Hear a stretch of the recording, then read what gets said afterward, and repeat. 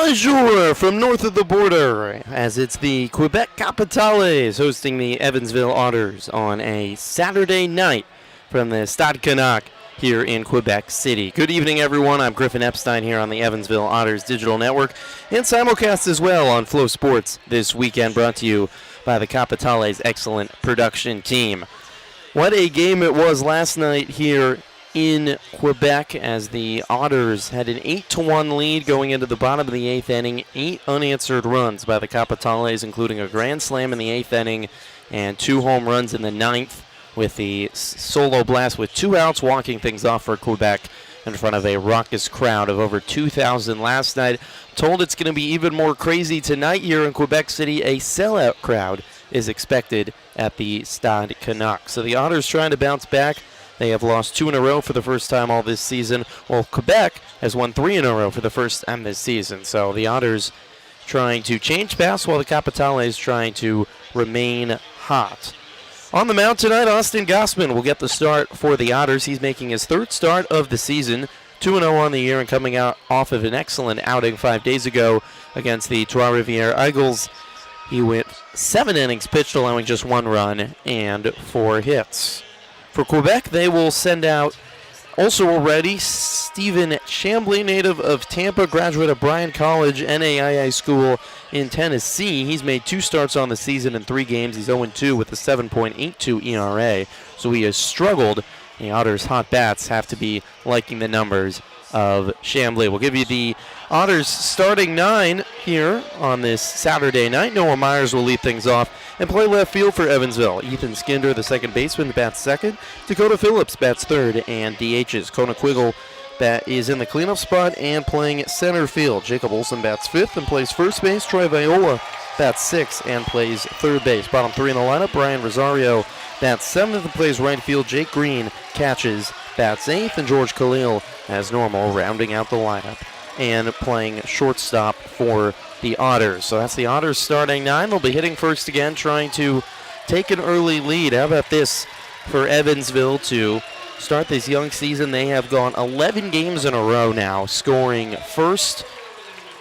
Resulted in a lot of wins, but 2 straight losses. And the Otters, for the first time all season, first time in fact, going back to the 2021 season, losing a game that they were leading into the 9th. Logan Sawyer was perfect in save opportunities last year, but Jake Polancic could not close things out for the Otters last night. So Evansville looking to even up the series at 1 apiece. Should be another incredible atmosphere. Really looking forward to another great night of baseball between the still first place Otters and the reigning Frontier League champions, the Quebec Capitales. We'll pause here for our 2 national anthems here in Quebec City and be right back on the Evansville Otters Digital Network and Flow Sports.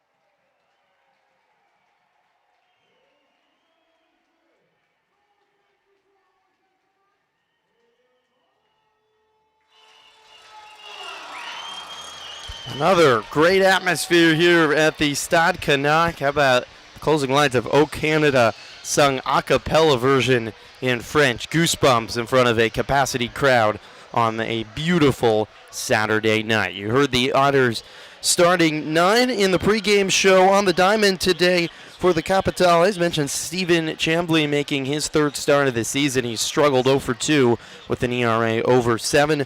Andrew Benuelos will be making his debut behind the plate today for the Capitales, catching. Around him on the diamond, Jeremy Profar at first, David Gloat at second, Kyle Crowell at short, and TJ White at third base. Adon Fernandez is in left field, Marc-Anthony Lebrun is in center, and Justin Gideon in right.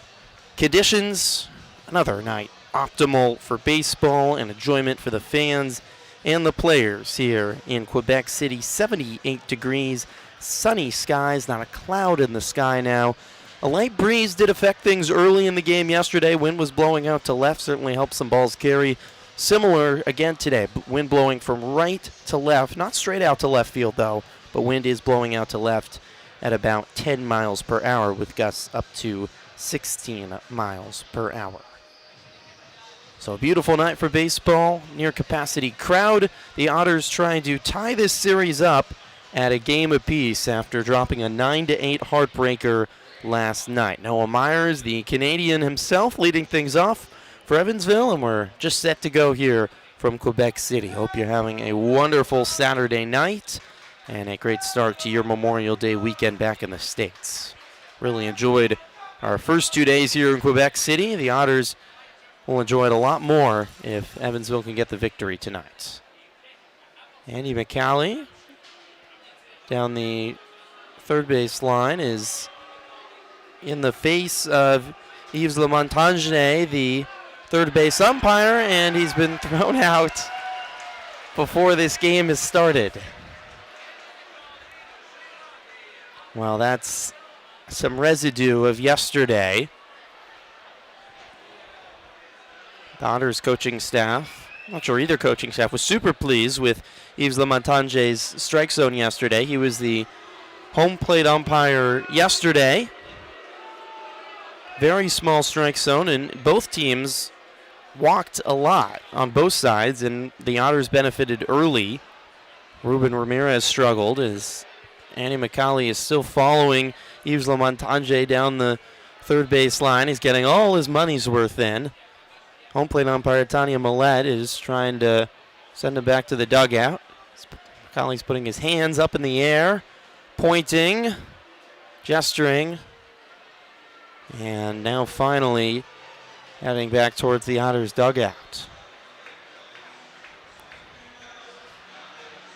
So Andy McCallie, in his return here to Quebec City, he was the manager for the Quebec team that under a previous name in 2003 for one season. McCallie's waving goodbye at Patrick Scalabrini, his former player here in Quebec for one season, who's the manager of the Capitales, being booed rather by the Capitales fans, and he'll head back into the clubhouse. So now we're ready to go. Noah Myers to lead things off. An ejection before our first pitch as it's underway, in for a strike to Noah Myers. So Tanya Millette behind home plate today. Yves Lamontagne down at third base, and Jonathan Fione at first, our three-man umpiring crew. The 0-1 is on the outside corner for a strike, 0-2. Just underway here in the top of the first from Quebec City. Chambly from the right side of the rubber, winds and throws. Myers sprays one down the left field line. Fernandez chasing over. It is gone. Or no, it's not. It bounced off the wall, excuse me. Myers dashes into second. He's got a double to lead off the top of the first. Hit right off the top of the wall, right down the left field line, 315 feet.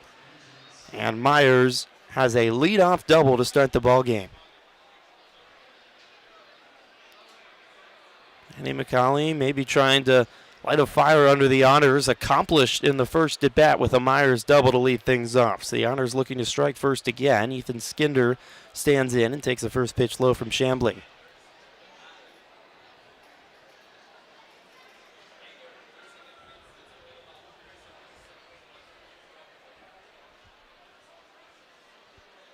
Chambly winds and throws. It's low and outside. Ball trickles between the feet of Benuelos and rolls all the way back to the backstop, and Myers goes down to third. So Noah Myers, a leadoff double.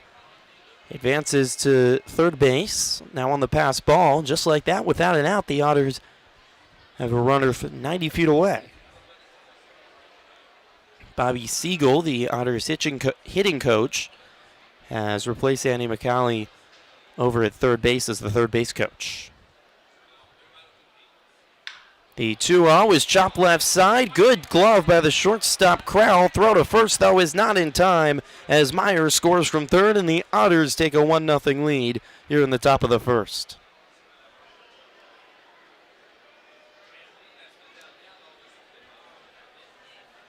Skinder got just enough of that baseball past the diving T.J. White, the third baseman, and when it got to Crowell on the edge of the left field turf, there was going to be no play at first, 2 off balance. So an infield base hit for Skinder, who now has his 5th hit in the last 3 games. He'll bring up the DH Dakota Phillips.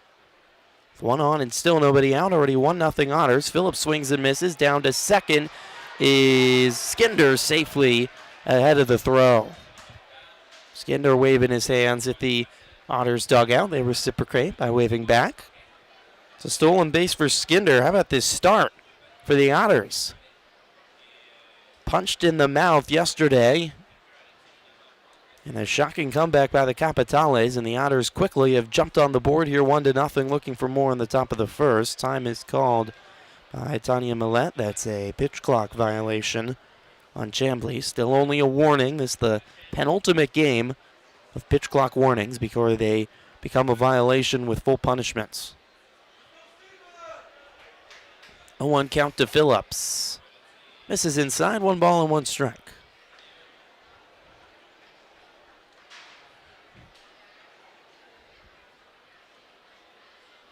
Skinder at second here in the top of the first, already 1-0 Otters.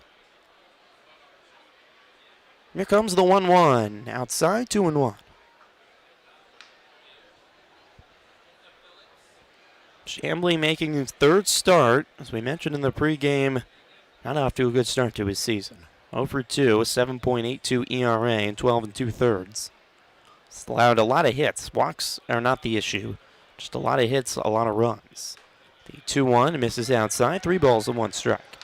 Chambly allowed 7 and 4 2/3 at the New York Boulders last weekend in Pomona. Otters trying to jump on him early here in the top of the first. Evansville again scoring in the first inning. It's their 10th game this season doing so. The 3-1 at the letters for a strike, 3-2. Otters in all gray uniforms tonight. Evansville written in otter blue across the chest and the blue numerals on the back. Payoff from Chambly. Here it comes. Swung on and driven high in the air to center. LeBrun is back on the warning track, makes the catch. Tagging to third is Skinder. He's safely into third as the throw is cut off. Phillips narrowly missing a home run. That ball settling maybe half a foot from the wall. Good run by LeBrun to make the catch in center.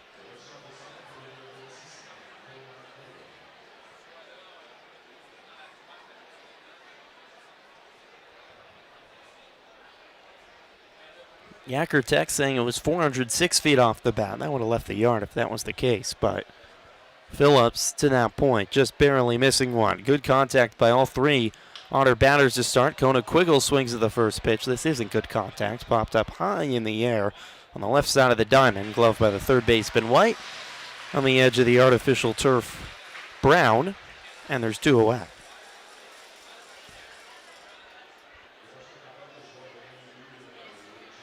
So 2 down here in the top of the first. The Otters leading 1-0 off to a quick start after their manager Andy McCauley thrown out by Yves Lamontagne, the home plate umpire, last night before our very first pitch. So Connor Quiggle popping out. It brings up Jacob Olsen, the first baseman. He takes the first pitch outside for a ball, 1-0.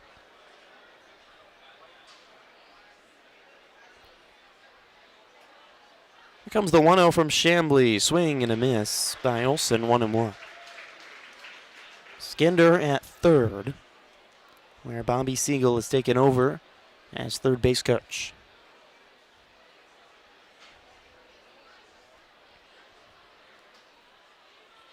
Here comes the 1-1. On the outside corner for a strike, 1-2, just 75 miles per hour on a breaking ball from Chambly.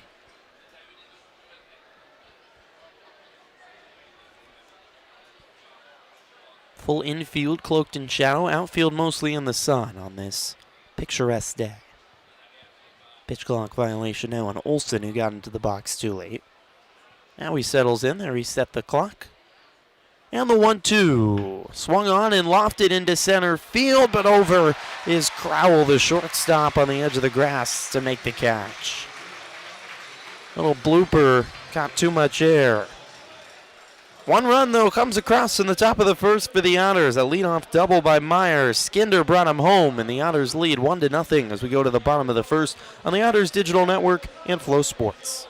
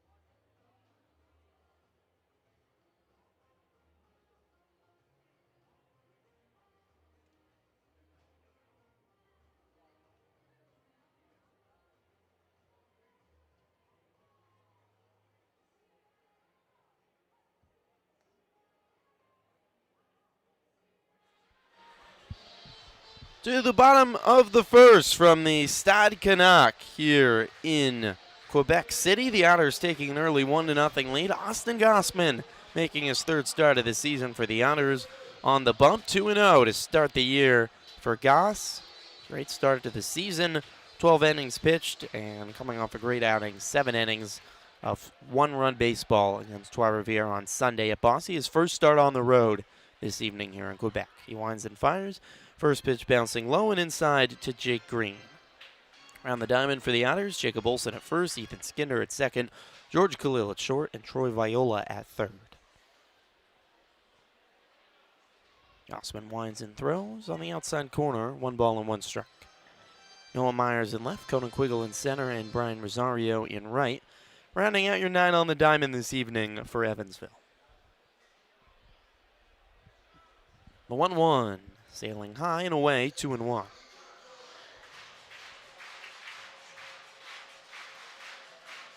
Otters got a great start yesterday from Zach Smith. Bullpen for the first time this season ineffective. The 2-1, bouncing low and in the artificial turf, 3-1. All artificial turf here in Quebec City, from the mound to the warning track to the infield and beyond. Pretty newly installed, too. I didn't know he's used to be on official turf. As the 3-1 catches the outside corner, and it's a full count to the leadoff batter, Marc-Anthony Lebrun.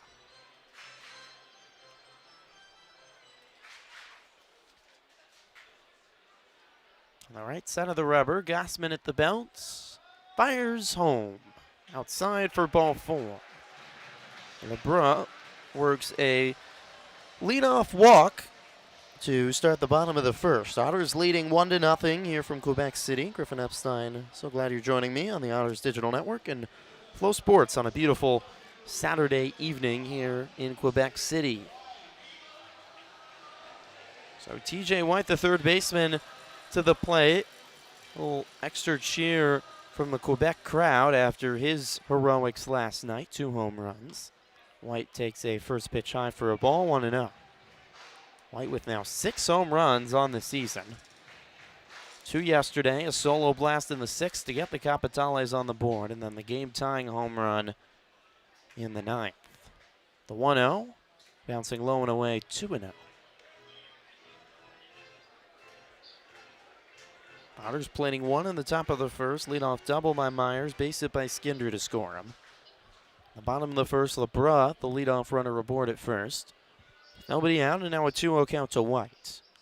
Gossman winds and throws. It's low, 3-0.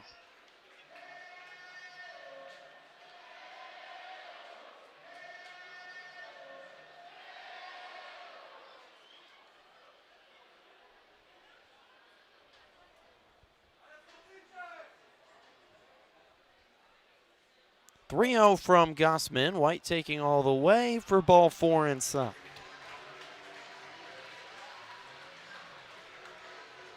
Back-to-back walks to start the game for the Capitales. Not good memories from last night for the Otters. 7 walks for Quebec last night, with the multitude of those happening in the 8th inning, which ended up being a 6-run inning for Quebec, capped off by a grand slam.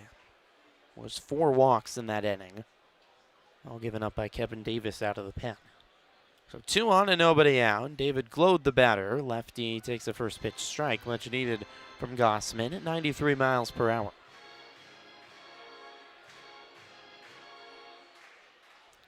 Gossman had entered today with 9 strikeouts and 3 walks in 12 innings pitched. 2 walks to start off this ballgame. Comes the 0-1 inside. Good stop by Green on a ball bouncing around at his feet. 1-1. Goss, the most experienced Otter from last season. He made 18 starts and pitched over 100 innings last year. Had 8 wins as well, all 3 leading the Otters rotation. A few guys more experienced and knowledgeable at the Frontier League than Austin Gossman. 1-1. Low, 2-1.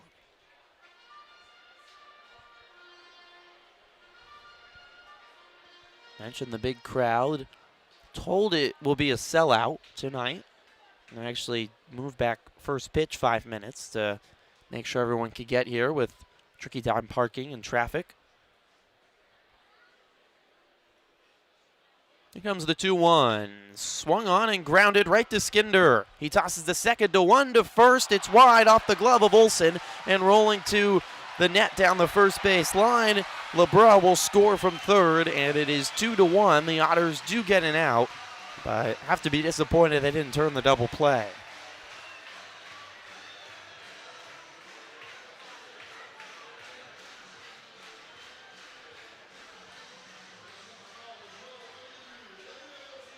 Khalil to Skinder, or Skinder to Khalil make it, and Khalil's throw was just a little bit wide of Olsen, who couldn't corral it.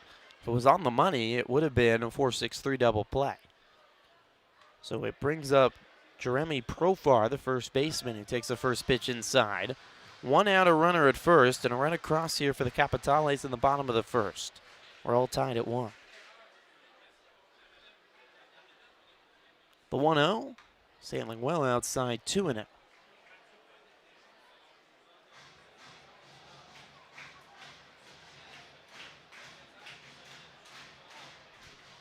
Waiting to see the ruling there. I believe they are going to give an error to Khalil on the throw. The 2-0 is low. Check swing. Did he go? Yes. Profar couldn't hold up. So 2-1 with 1 out. You're in the bottom of the first. Already a run across for both sides. So Glode ruled reaching on the fielder's choice, and a throwing error by Khalil. The 2-1 is sliced up the middle and through for a base hit. Glode was going, and he will jog down to third. There's runners on the corners with one out. And Capitales' bats are starting off tonight where they left off last night.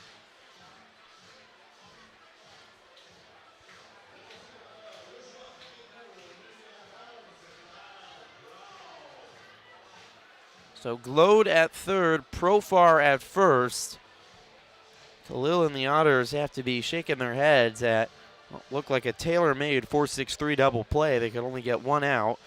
And now Max Peterson out to have a word with the Otters infield and Austin Gossman. Talk things over. One out and runners on the corners. And last night's hero, Kyle Crowell, the shortstop, who hit the walk-off in the bottom of the ninth, coming to the plate.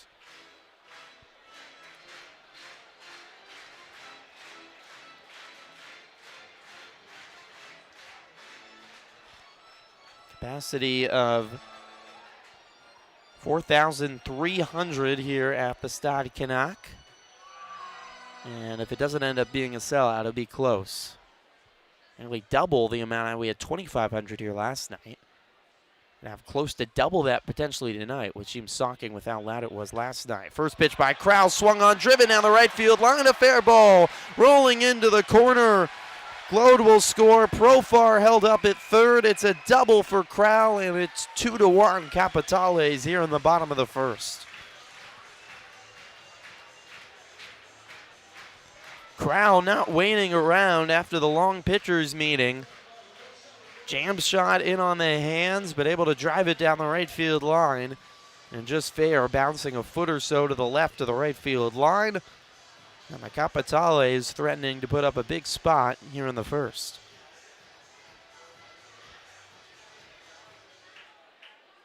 Profar at third, Crowell at second, and the new batter, Adon Fernandez, the left fielder.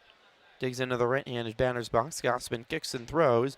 A first pitch strike to Fernandez, 0-1.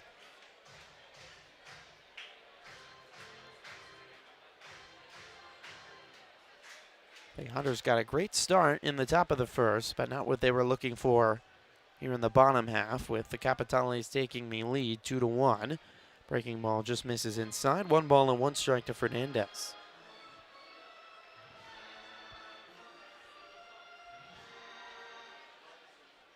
Gossman on normal rest, 5 days since his last start on Sunday against Trois-Rivières, but this is his first start on the road.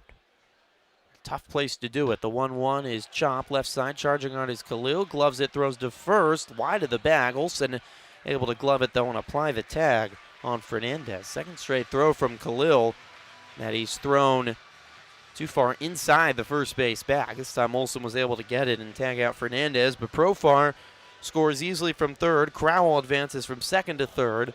And just like that, it's 3-1 Capitales here in the bottom of the first.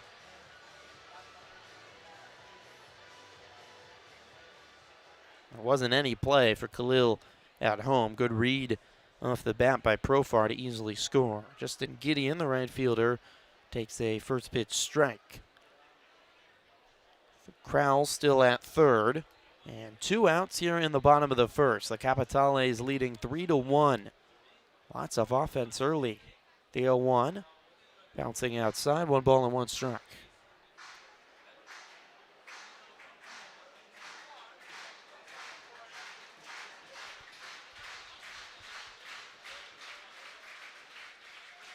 Gossman trying to just get out of the inning. The 1-1 is lunged at, popped up into left field. Playable for Myers. Few steps in under it and makes the catch for the 3rd out of the inning. The Capitales plate 3 on 2 hits and an error, and they lead 3-1 through 1 on the Otters Digital Network and Flow Sports.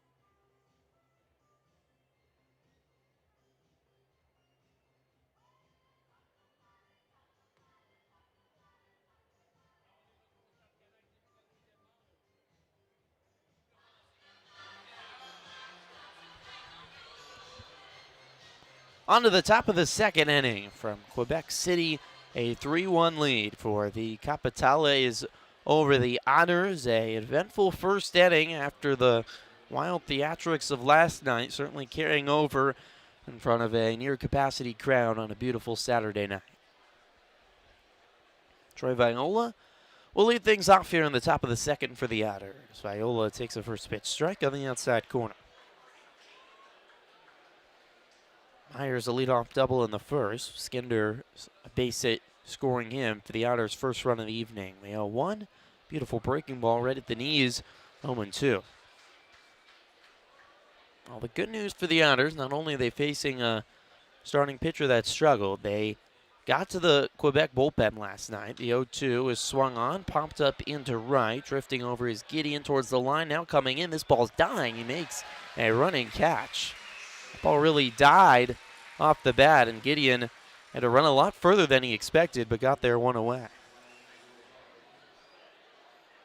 Ruben Ramirez only went 3 innings last night for the Capitales, so the Otters used 4 other arms, all that went at least an inning out of the pen for Quebec, for a bullpen that has struggled, really been their kryptonite so far this season. So that's some good news for the Otters over these next 2 games, is the Capitales bullpen is tired already. Did not see the closer last night for Quebec, but outside of that, saw really all their other top arms.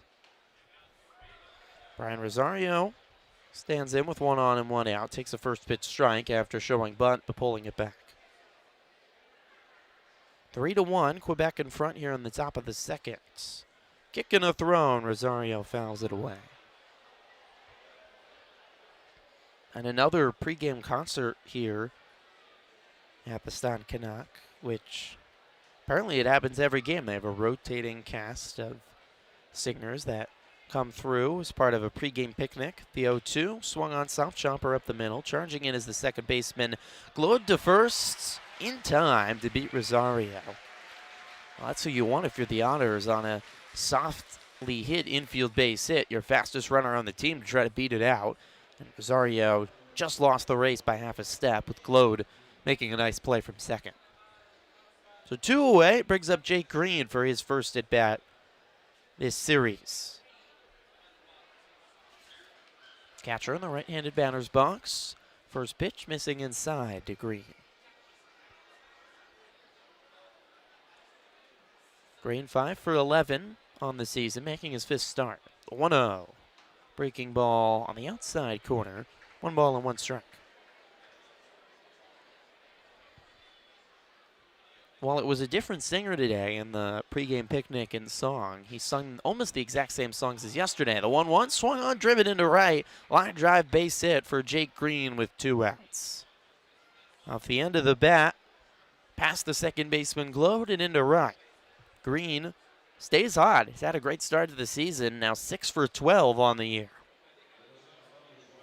So it brings up George Khalil, the shortstop, with 1 on and 2 outs. Here in the top of the second, a 3-1 lead for Quebec. Khalil was 1 for 4 yesterday. He's just 2 for 14 so far this week. First pitch home, he is inside, 1-0. Mostly the same songs yesterday from the singer down the third baseline. He added a few more to the repertoire that were a little mysterious to me for someone in Quebec to be singing the Zac Brown Band and Chicken Fried. It's a very American patriotic song. The 1-0 inside. Did it clip Khalil? Yes, it did. Just nipped him on the edge of the jersey. Otters have gotten hit a lot so far to start this young season.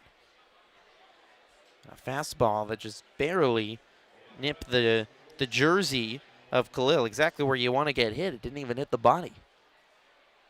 So all of a sudden, the Otters, with the hot Myers coming to the plate, 2 on and 2 out, and a chance for some runs here in the top of the second, trailing 3-1.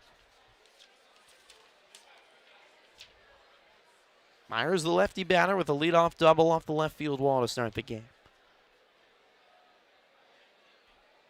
Chambly winds and fires, and Myers sprays it foul straight back.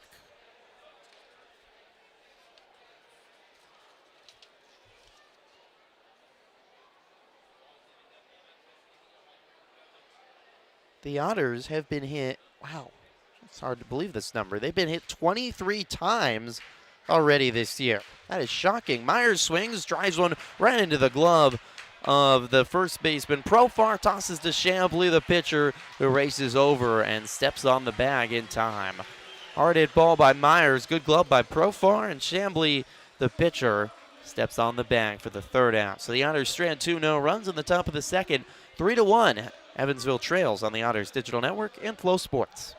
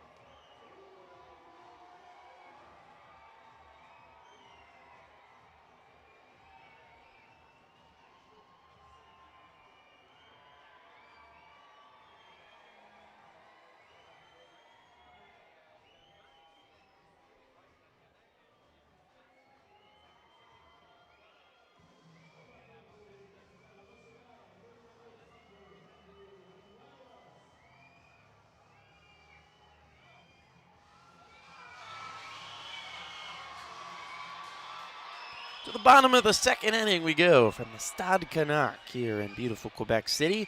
Austin Gossman back on the bump, looking for a bounce back. Bottom of the second inning, his first pitch to Andrew Benuelos, the catcher, sails outside. The 1-0 is chopped foul right side. Benuelos making his debut for the Capitales. We talked about yesterday, they've had some injuries they've dealt with, in part the slow start. We're just 2-7 coming into this week, and catcher has been the biggest issue. Both of their two catchers just signed this week. 1-1 is chopped right in front of home plate. A high chopper, Gossman racing in, gloves it, throws to first in time to beat Benuelos by a stride. Ball was almost hit directly down in front of home plate.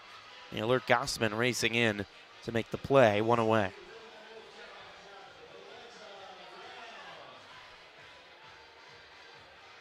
Brings up the DH Elijah Brown with one out and nobody on here in the bottom of the second.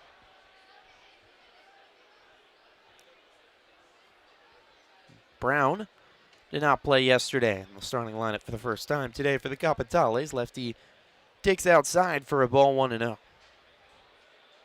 Field almost nearly in shadow now. Sun reflecting off the sides out in left field. 1-0, just outside, 2 balls and no strikes. 1 out here in the bottom of the second. A 3-1 lead for Quebec. The Otters trying to even this series up at 1 apiece and play for the series tomorrow in the early evening. 2-0 pitch. He's right down the middle, 2-1. These late evening starts, 7 p.m. local time. Here in Quebec the first 2 days. We're at 5 p.m. tomorrow before the Otters will make the long 17, 18-hour bus ride back to Evansville.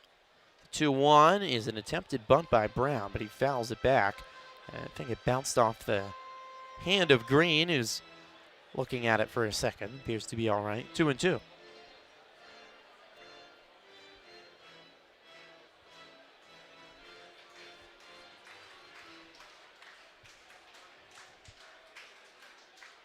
Goss on the right side of the rubber. Winds and throws. Outside, no full count.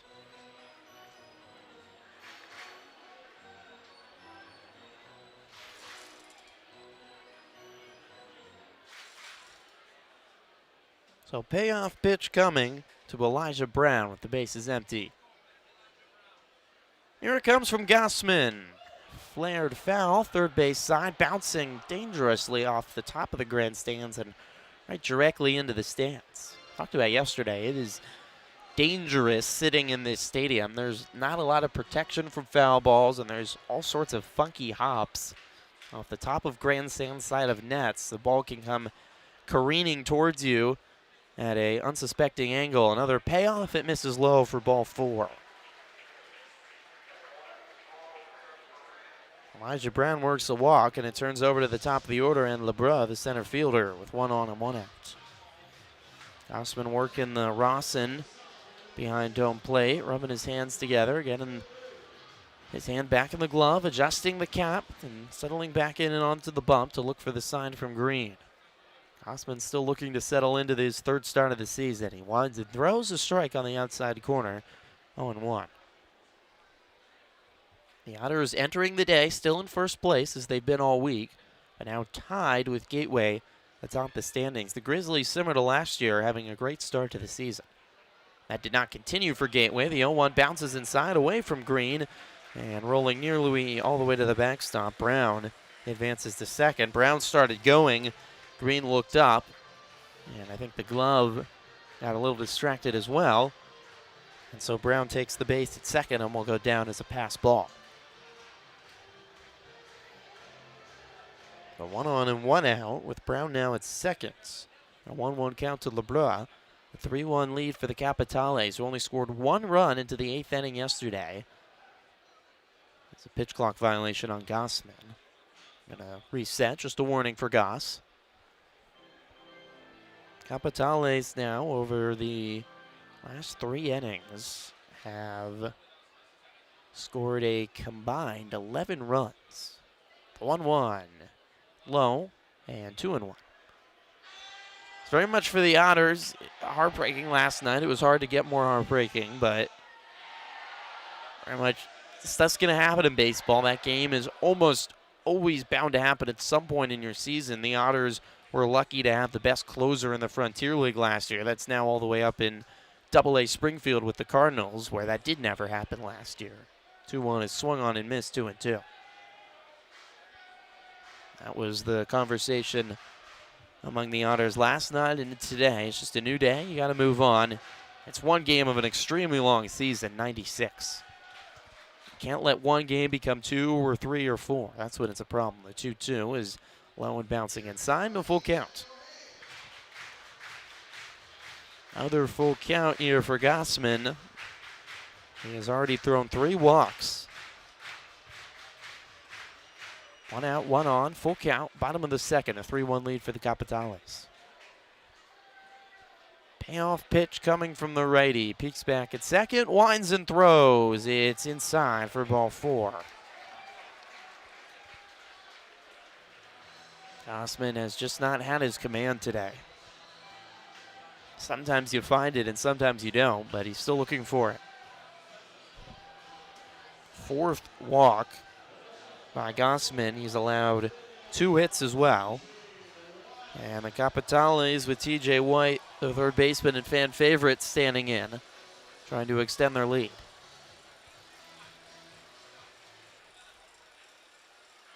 Gossman kicks and throws. White takes outside for a ball, 1 out.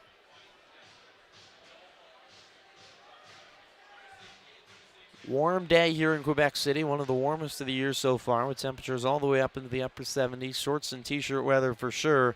You're far in the north, where temperatures even just last week were in the 40s. Both runners go. Throw down to second is a great one by Green. He got him. On a throw from Jake Green behind the plate to throw out LeBrun. Jake Green is a superstar defensive catcher. An excellent arm and excellent instincts to throw out runners. Kind of a delayed steal by the Capitales as Gossman started his wide. And it didn't matter to Green, who threw out LeBrun. So there is a much-needed second out. The 1-1 check swing by White, and he went around 1-2. And just like that, all Gossman needs is one more strike to get out of the second unscathed with an assist from his catcher.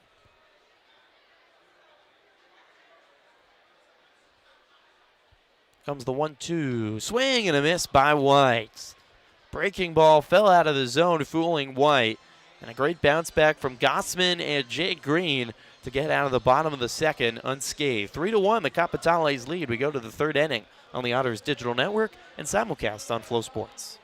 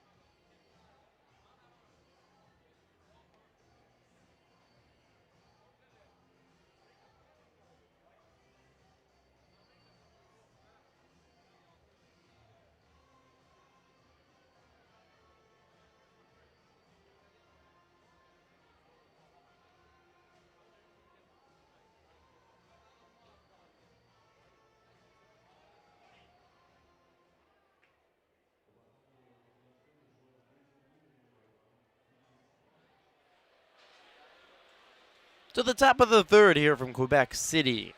Beautiful evening for baseball. Capitales leading 3-1 here on the Otters Digital Network and Flow Sports. Ethan Skinder leading things off for the Otters. Took a first pitch low for a ball. Here's the 1-0 pitch. Bouncing outside, 2-0. The penultimate game of the 6-game road trip for the Otters.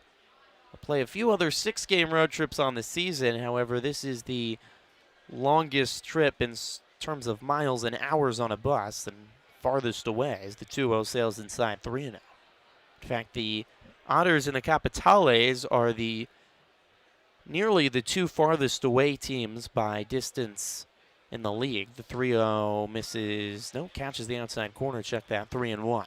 Only Gateway is further from Quebec than Evansville is. Those are the two farthest apart teams, miles-wise, in the Frontier League. The Otters are second farthest from Quebec. The 3-1 catches the inside corner, 3-2. Skinder is not too sure. The Acrotech says, though, it did just barely by a nose catch the inside corner. Here comes the payoff. Outside that is certainly ball 4. Skinder works a walk. The Otters have their leadoff runner aboard here in the top of the third.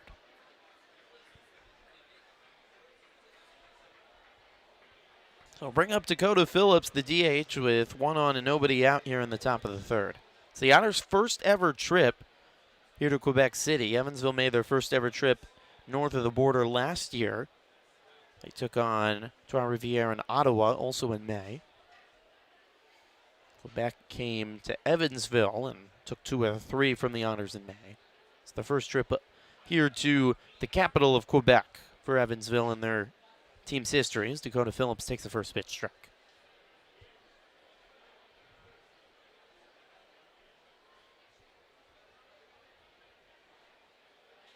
Chambly looks over his shoulder at first. Skinder has a 2-stride lead there as he fires home a strike, 0-2. Skinder already stole second base back in the first inning. We'll see if he tries it again. Much bigger strike zone tonight, certainly by Tanya Millette than Yves Lamontagne, who had a very small zone last night, resulting in numerous walks on both sides. Comes the 0-2. Outside, 1-2.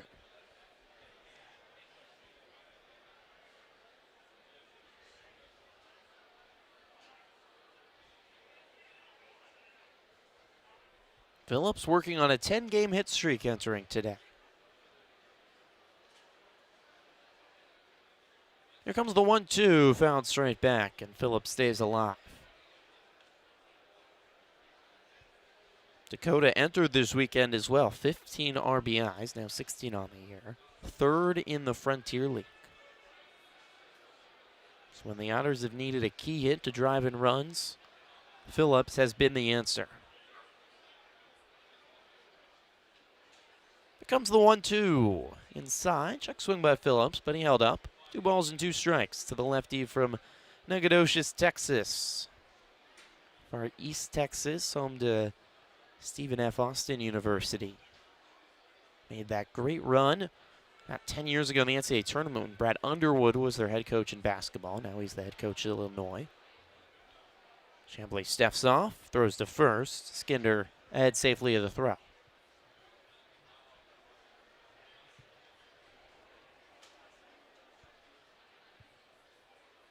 2-2 pitch to Dakota Phillips. Here she comes, fouled straight back.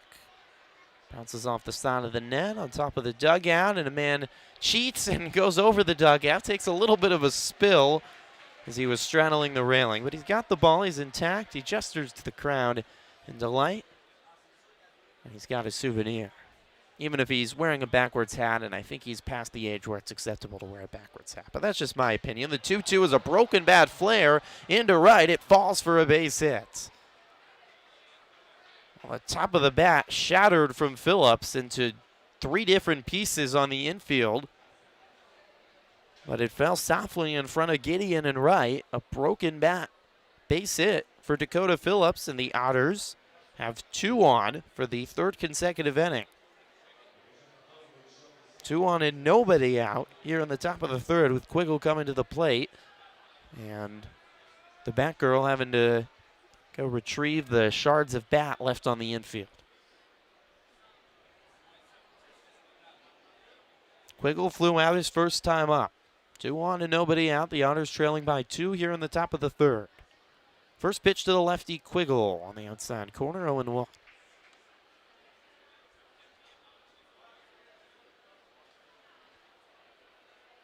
Kona walked 3 times yesterday as part of that parade of free passes across the bases on both sides. The 0-1. Again on the outside corner, 0-2. That call continues to be there. Outside corner today by Tanya Millette. It's missing a little bit according to Yakutek, but she's calling it a strike. Just something you have to adjust to as a batter, compared to what's a very, very different strike zone than yesterday. That's the game of baseball. Comes the 0-2 to Quiggle. Swing and a miss. Breaking ball. Fooling the center fielder who went down to one knee, chasing one out of the zone, 1 away. That is the first strikeout for the Capitales. They're a long way away from free poutine, which last night with 9 strikeouts, they got free poutine. That's just the first today for Chambly and the Capitales. Brings up Jacob Olsen, the first baseman. Still 2 on with 1 out now here in the top of the 3rd. Otters trailing by 2. First pitch to Olsen is ripped right into the glove of the 3rd baseman. White throws to second for the double play.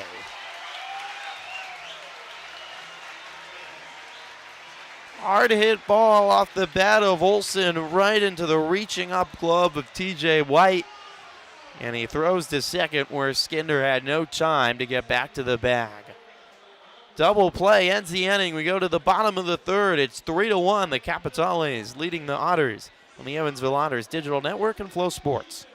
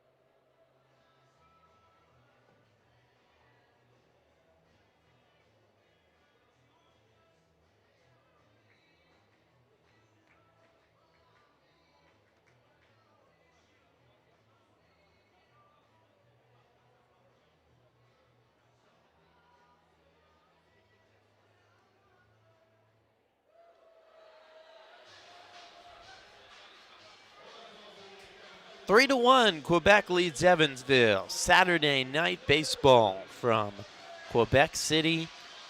Evansville looking to even up this series at a game apiece, stay in first place in the Frontier League West standings, and they're looking to get the double-digit wins as well. A couple teams now at 9 wins. The Otters trying to be the first team to get there. Bottom of the third inning, I should say, is David Glode leading off for the Capitales. Takes the first pitch outside for a ball. Here comes the 0-1. It's low, 1-1. Gossman, not the start to this ball game that he was hoping for. 36 total pitches. He's walked 4 Capitales. The 1-1 missing outside, 2-1. Allowed 2 hits and struck out 1 batter with 3 runs coming across, 2 of them earned. Out of his now 37 total pitches as it sails high for a ball, 3-1. Just 15 of them have been strikes. That ratio will not lead to success. 3-1 count. Pitch swung on, driven into left center, down for a base hit. Quiggle racing over to cut it off. Here comes the throw to second. It's a good one. He is out. David Glode trying to stretch a base hit into a double. Quiggle, a great job in center field, cutting off the baseball, and a laser of a throw. Skinder applying the tag. And the Otters get a first down in the inning on the base hit from Glode, trying to extend it to 2. Standing O from the Otters bullpen, standing up and applauding Quiggle in center. The Otters defense has been astute, exceptional, really all season long. Been excellent. Helped out the Otters pitching staff that hasn't, for the most part this year, needed much help. Jeremy Profar, first baseman, took a first pitch outside from Gossman. Here comes the 1-0. Swung on, foul straight back, 1-1.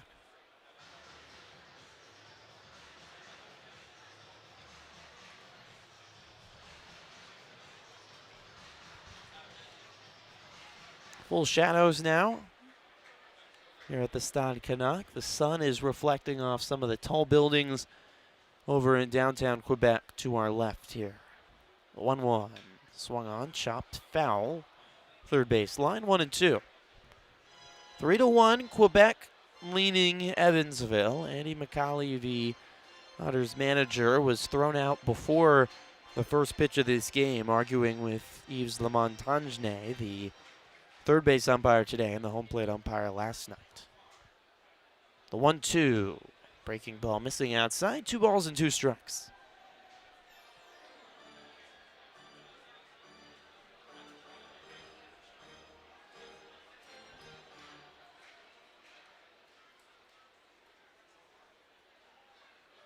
Kick and a fire.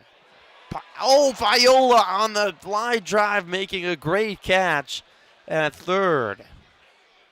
A weird swing from Profar, a pitch that was way up in the zone. Hit off the inside of the bat, line drive. The pitch was way out of the zone. And Viola made a leaping catch at third base to equal what White did in the top half of the inning, making a great catch. So 2 away. Brings up Kyle Crow, takes a first pitch strike. Viola made it look relatively easy at third. It was such a weird swing, weird ball on a pitch out of the zone. It's kind of confused why Profar was even swinging at that.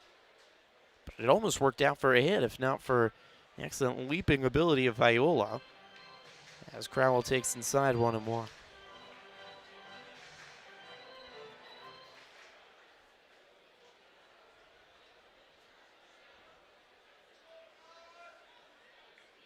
One to Crowell.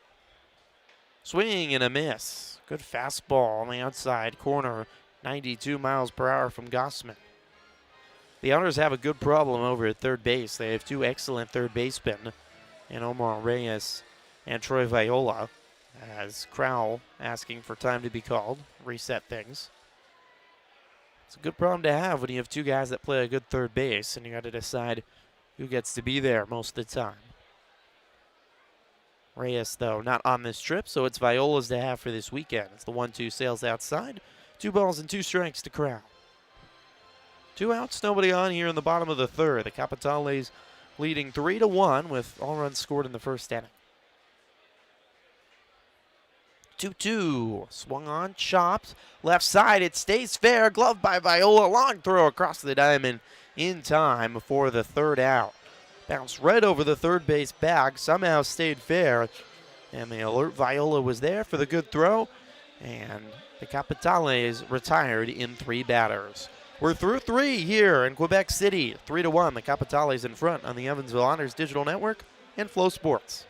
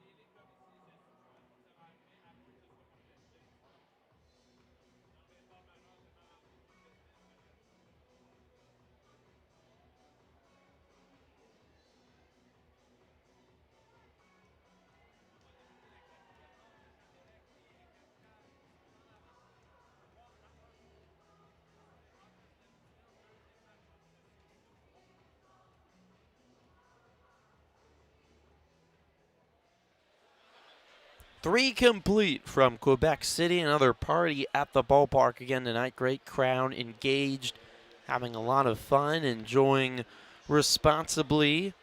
The many drinks flowing. Great Canadian lager made up here north of the border. A beautiful night for baseball. 3-1 lead for the Capitales over the Otters. First pitch swung on by Troy Viola, ripped down the left field line and just fouled. Viola on top of the very first pitch he saw from Stephen Chambly to start out the top of the 4th inning. One from Chambly, swing and a miss this time from Viola, 0-2.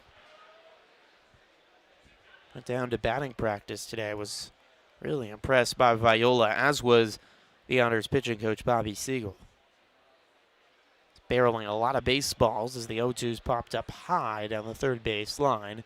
It'll get well out of play into the parking lot.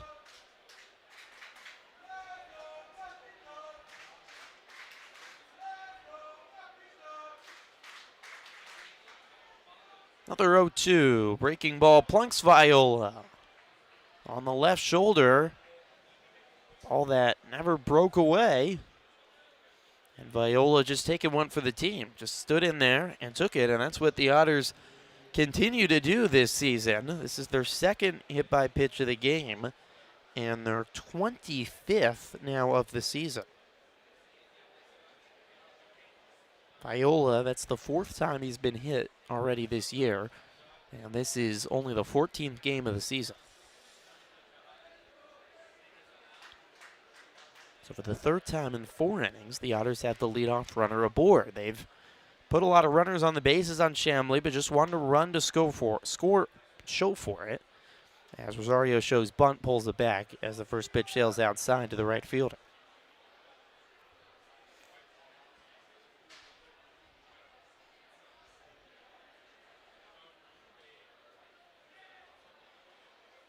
Three-strike lead at first for Viola. He will go. The 1-0 is sliced past the third baseman White and into left field. Viola is hustling around to third base and will get there safely without a throw.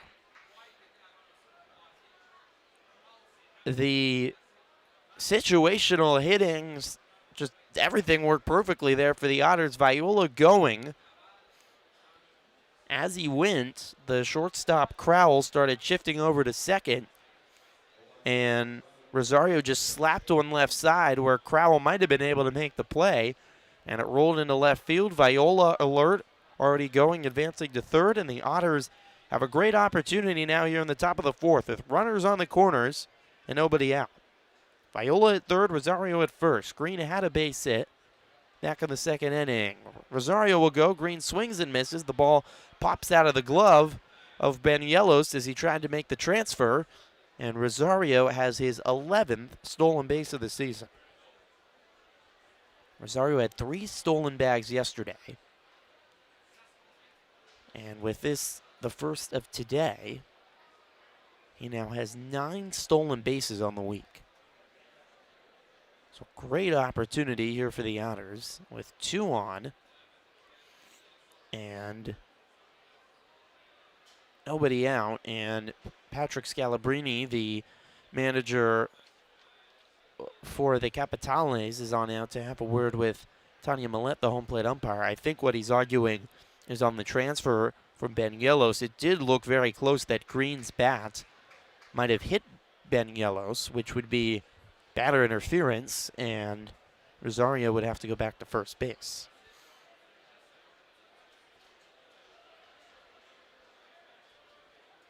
That looks like what Scalabrini's arguing as he gestures at his catcher, Banuelos.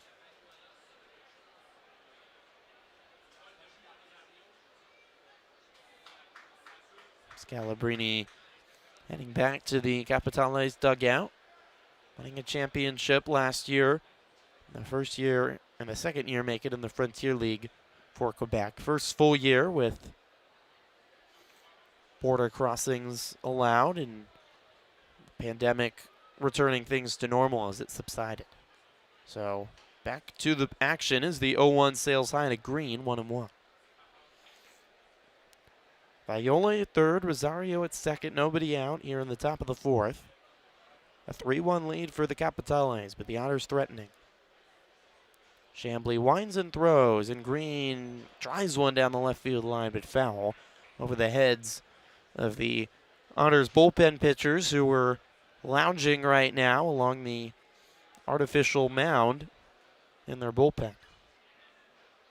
They looked very relaxed and comfortable. And a beautiful night.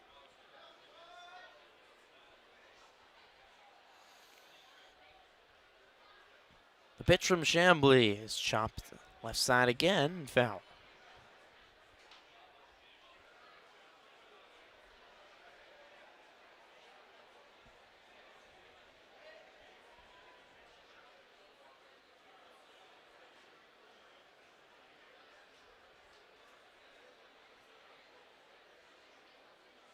Another 1-2.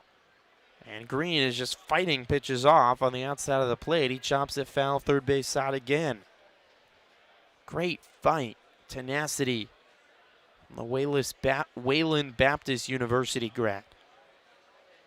The feisty, gritty player. I asked him why he went to the NAIA school. He said, well, it was the only place that offered me. I had no idea even where it was out in West Texas. The 1-2 is low, 2-2.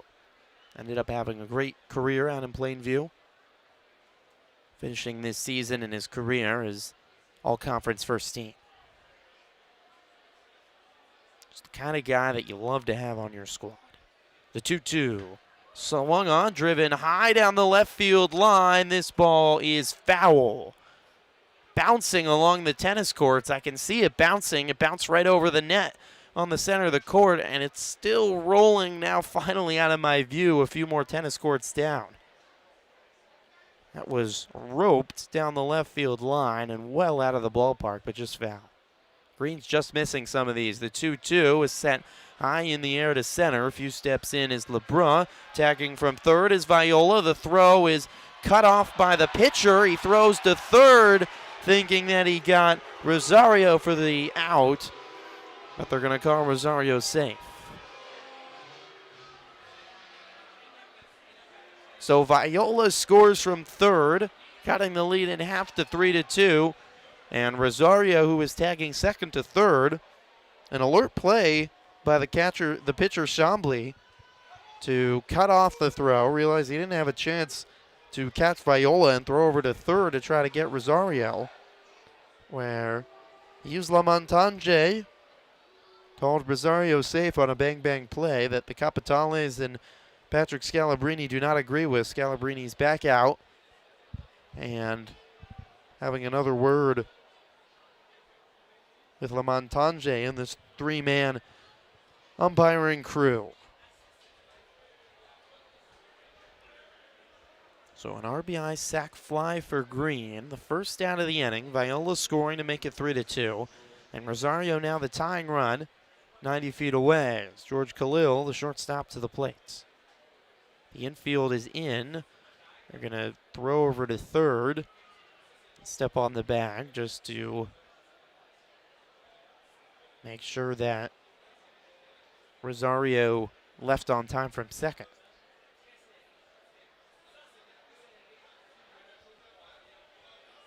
So the infield in, all four infielders, toes on the edge of the grass. First pitch to Khalil, ripped down the left field line. It is foul.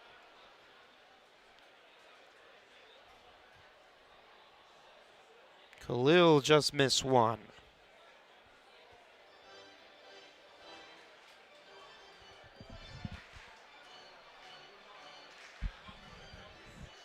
Tying run at third here on the top of the fourth. 3-2 lead for Quebec over Evansville. Infield staying in. Here comes the 0-1. It's high, 1 ball and 1 strike. Khalil was hit his first time to the plate in the second, the Australian.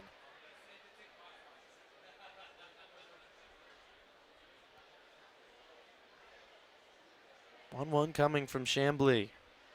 Pitch. Fouled straight back, 1-2. Good fight from Chambly and good length so far for a depleted Capitales bullpen that the Otters would love to get into again today.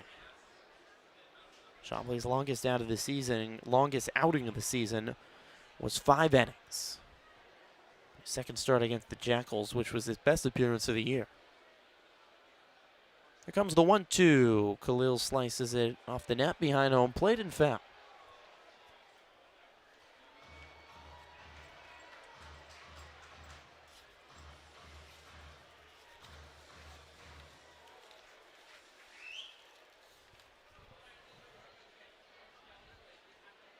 Another 1-2 pitch. Swung on and lofted well foul down the left field line. Just like Green, Khalil fighting off pitches from Chambly, working up that pitch count, making things frustrating on the pitcher. Chambly still only, though, at 44 pitches in his outing here on the fourth.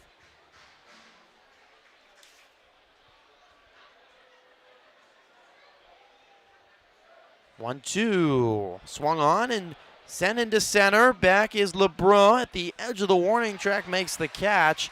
And it'll be an easy tag up for Rosario from third with a deep hit ball by Khalil. Does his job. Good situational hitting, and the Otters have tied it at 3 here in the top of the fourth. Back-to-back flyouts to center, advancing runners.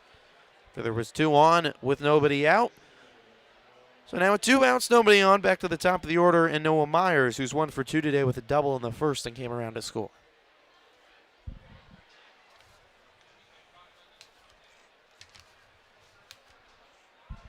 First pitch to Myers, sails outside for, or no, actually, check that, catches the outside of the corner for a strike, 0-1. The 0-1. At the knees, 0-2. 3 runs on 5 hits and an error for the Otters. 3 runs on 3 hits and no errors for the Capitales. The 0-2 to Myers. Swung on, grounded to the second baseman. Over to his right is Glow, throws to first in time for the out. The Otters play 2 on the top of the fourth and tie us at 3 apiece from Quebec City. You're listening to Evansville Otters Baseball on the Otters Digital Network and Flow Sports.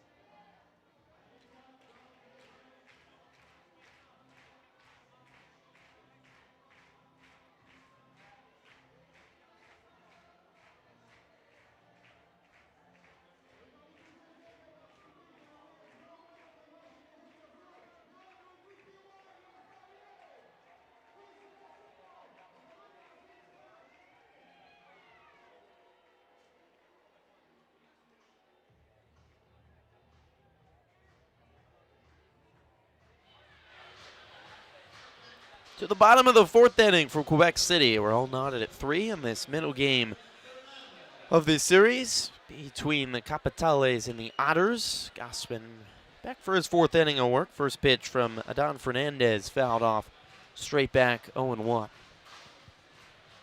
They had a full dance along half inning break here at the Stade Canac. Moves and MC that's been doing a great job all weekend. The 0-1 sails outside 1-1. Not sure what he's saying. It's all in French, but he sounds great with great energy.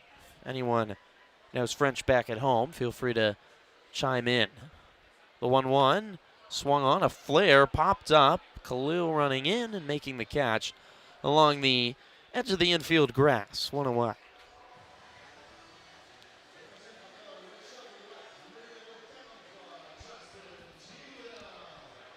Brings up Justin Gideon, the right fielder. 1 out and nobody on here in the fourth. Gossman hoping to really settle in now for the Otters, who used 4 of their 5 arms out of the bullpen yesterday. Evansville also really, again, for the first time all season, first time the bullpen had struggled at all yesterday, and the first time you go into a game where the bullpen feels a little beat up and used up. 1-0 is swung on and hit high in the air to right field by Gideon. Back is Quiggle, leaping at the wall. It's gone.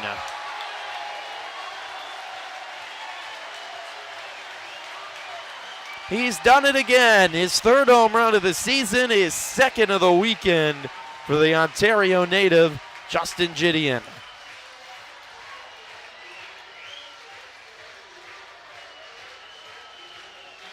Quebec retaking the lead here in the bottom of the fourth. It's 4-3.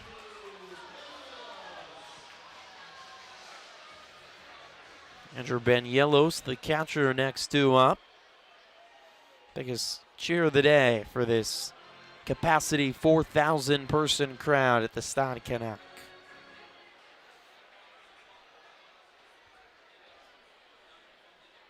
A 1 to Banielos. Swung on, a grounder right to the first baseman. Olsen gloves it, steps on first, and there's 2 away. Well, the good news for Gassman, doesn't give up the home run, but has not walked anyone since the 2nd inning, which was his issue early in this game. Struggled with his command with 4 walks in the first 2 innings. Brings up Elijah Brown with 2 outs and nobody on. First pitch sails outside to Brown for a ball, 1-0. The long ball coming in big time for the Capitales with the 3 home runs in the 8th and the 9th inning yesterday, scoring 6 of their 8 runs in the 8th and 9th yesterday on those homers. The 1-0 misses inside, 2-0. This ballpark certainly is at Hinchliff Stadium down in New Jersey, where the Otters were in their midweek series, that has pretty crazy dimensions and allows for the ballpark to be a full-on launch pad. Their first game that was played there all year had 10 home runs in it. It's the 2-0 misses high, 3-0.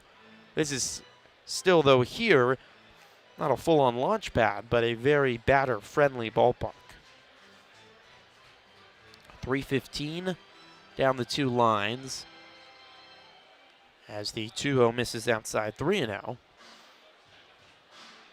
3 doesn't actually say what it is to straight center, but just to the left and right is 375. So I'd say about 380 to straight center. The gaps are pretty much in a circumference, that's not a word, in a proper circle. I can't think of the correct word. There's no unusual parts to the outfield wall. Bunt laid down, Green picks it up, throws to first in time for the out. Nice play by Jake Green behind home plate. A solo home run for Gideon gets the lead back for the Capitales. They lead 4-3 through 4 on the Otters Digital Network and Flow Sports.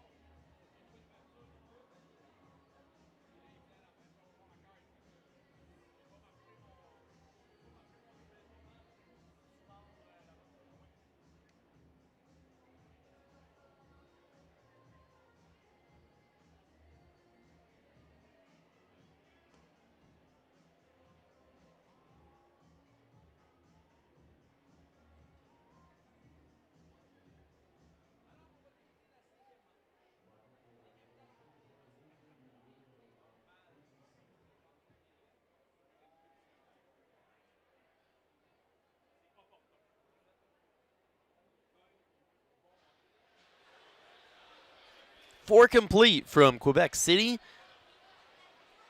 4-3 lead for the Capitales over the Otters on this beautiful Saturday night. Ethan Skinder will lead things off for the Otters here in the top of the 5th inning. Memorial Day weekend back in the States. Here comes the 0-1. Swung on and hit hard down the left field line, but fell into the patio seating area where the pregame concert was taking place. Quickly 0-2 to Skinder. Just a normal weekend here, but the warmest weekend so far of the year in Quebec City. It was just early in the week. It was at night getting into the 30s here at ball games. Even on just last weekend it was pretty chilly, and it has warmed up rapidly to beautiful spring weekends. Saw some flowering trees. Most trees in full bloom here in Quebec City. The 1-2, it hits the hand of Skinder.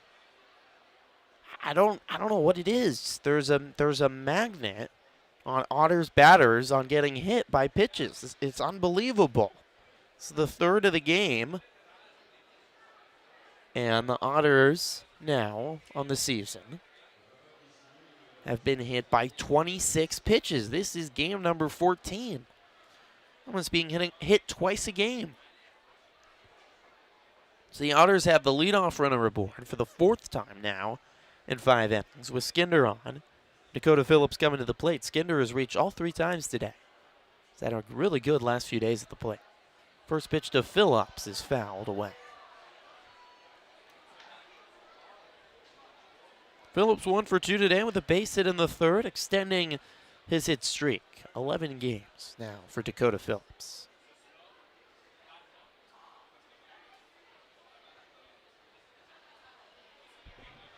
Three-stride lead at first for Skinder, who has a stolen base. Comes the 0-1. Phillips swings, drives it into left. Few steps back as Fernandez under it and makes the catch 1 away.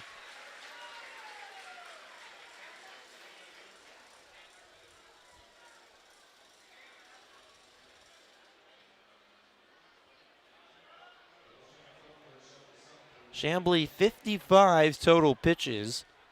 He's given up 3 runs, but working on one of his better outings of the season after struggling in his first 2 starts and first 3 appearances. Capitales trying to win their 4th in a row. I was talking to the voice of the Capitales last night, and he said, you might be able to mark down May 26th yesterday as a turning point in our season after a slow start to the year. Skinder got back in safely on a pickoff throw. First pitch to Quiggle is low for a ball, 1-0. He called it that the Otters got Quebec'd is the term. It's just something about this ballpark and how into the fans are that Quebec time and time again has these remarkable, stunning comebacks when seemingly the game is long over. There's a magic sauce in the air here at the Stade Canac. The 1-0 to Quiggle. Trickled off the end of the bat and foul, 1-1. It's definitely a magical city, there's no doubt about it. It's got an incredible history, the architecture, the culture, and the people are fascinating. The food so far has been delicious, both here at the ballpark and elsewhere. Looking forward to 24 more hours here to try to take it all in. Another check over to Skinder. That one a little closer, but he's back in safely. 1-1 with 1 out here in the top of the 5th. Capitales in front 4-3.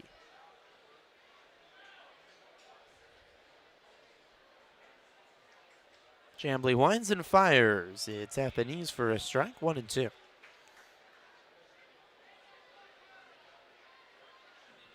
Quebec French is the official language of the province. No other provinces in Canada primarily speak French, so it's very unique. Skinder dancing over at first as the 1-2 is low, 2-2. Right by our hotel is got to walk by one of the fortresses that was built during the Plains of Abraham battle during the French-British War right here in Quebec City. The 2-2 on the outside corner. Strike 3 is called. Quiggle is not happy at all. And he has some words for Tanya Millette behind home plate. It was outside, according to Yakutech, but that call's been there all day by Millette. She's been consistent. So that's the second out of the inning, with Skinder still at first and Olsen to the plate, who's 0 for 2 today. Chambly fires back to first. The Plains of Abraham battle on the mouth of the St. Lawrence River here in Quebec City. It's spectacular. Massive river that flows all the way from the Atlantic Ocean all the way south as Olsen rips one down the left field line over the head of Fernandez and bounces over the wall for a ground rule double. Olsen, a missile down the left field line, bounced off the warning track and right over the wall. And the Otters are in business again here in the fifth inning. They've put a runner in scoring position now in every single inning today. And Cody Clark, the pitching coach for the Capitales, walking on out to have a word with the righty Chambly. Trying to get out of this inning with the lead still intact. Skinder is at third. Olsen is at second with 2 outs here in the top of the fifth. And Troy Viola, the third baseman, coming to the plate, who's 0 for 1 today. He was hit back in the fourth and came around to score.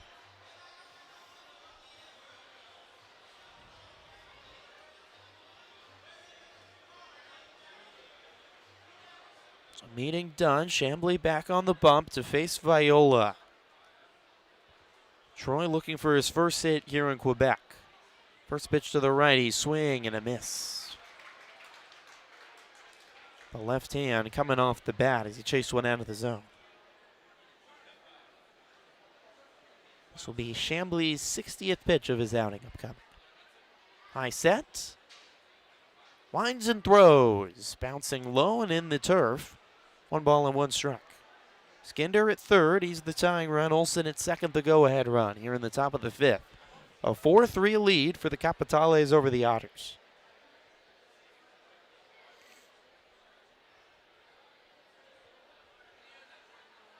Chambly with a beige glove. Sets high and comes home. Inside, my goodness, it hits Viola. This is unbelievable. It's the 4th time the Otters have been hit today. They've worked just 1 walk, but Viola hit. Another pitch from Chambly that just sneaks too close to the batter, and the Otters are not afraid of the baseball. They'll take one for the team. So it loads the bases, and that's going to do it for Chambly. Patrick Scalabrini has seen enough and doesn't want to risk it. With the bases loaded and 2 outs, a big spot, he's going to make a call to the bullpen. Take the ball from Chambly. And the Capitales reliever coming out from the pen. Good cheer for Chambly, one of his better starts of the season. But the final total in his earned runs will come down to this next at bat. Brian Rosario coming to the plate with the bases loaded and 2 outs. The Otters trailing by 1 in the 5th. We're right back in a moment in this big stop from Quebec City on the Otters Digital Network and Flow Sports.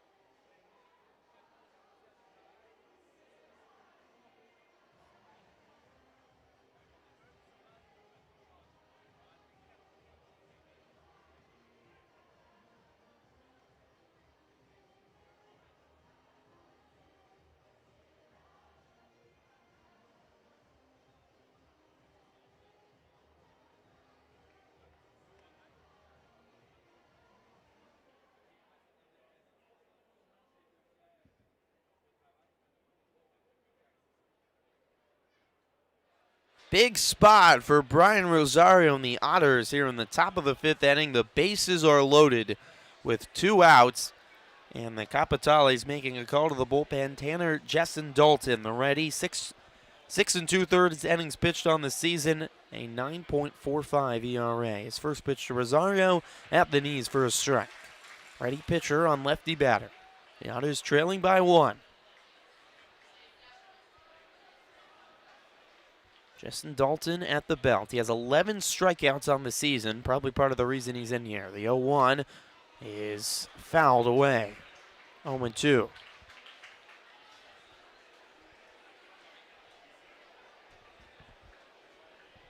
Skinder is at third, Olson is at second, and Viola at first. 2 of the batters were hit. The Otters have taken 4 hit-by pitches today.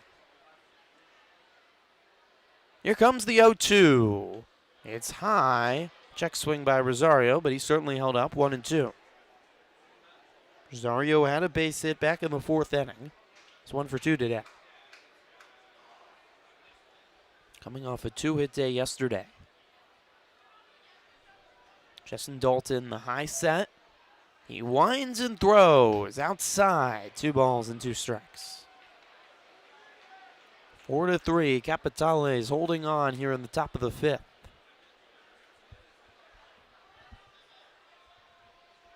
Gearing up for another great finish here in Quebec City for the 2nd straight day. The 2-2 is sliced, third base line and foul. Look out into the seats. Everyone's okay down there. Jessen Dalton's given up a lot of runs on this season, but he's a strikeout machine. With the bases loaded, that's all you want. Time is called by Rosario. Gets 2 of those. His first disengagement. Reset. Clear the head in this big spot. Long looking for Jessen Dalton. Nods, has the sign. Brown glove, comes home. Swing and a miss by Rosario. A breaking ball fools the Otters right fielder, and Evansville strands the bases loaded in the top of the 5th. Halfway home here from Quebec City, it's a 4-3 lead for the Capitales over the Otters on the Otters Digital Network and Flow Sports.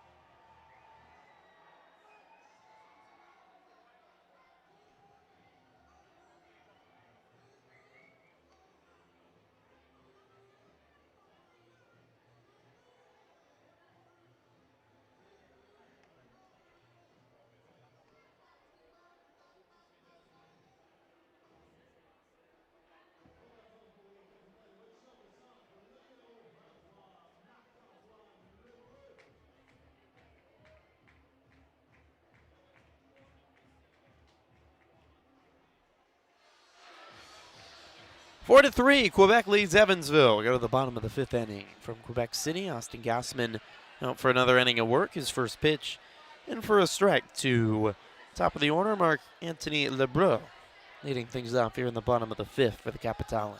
Lefty batter and righty pitcher. The 0-1 Missing outside, 1 ball and 1 strike.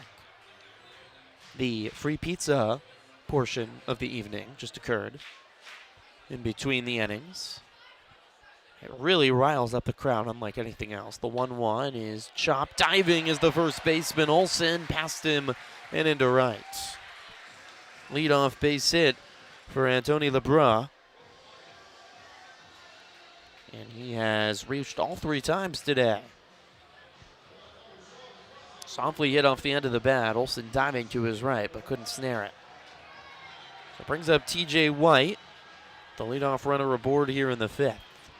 All is still quiet in the Otters bullpen. Gausman, while struggling at times, this is just his 59th pitch. First pitch sails outside to White, 1-0. He's certainly been much better the last couple innings. The only blemish, the solo home run by Gideon in the 4th.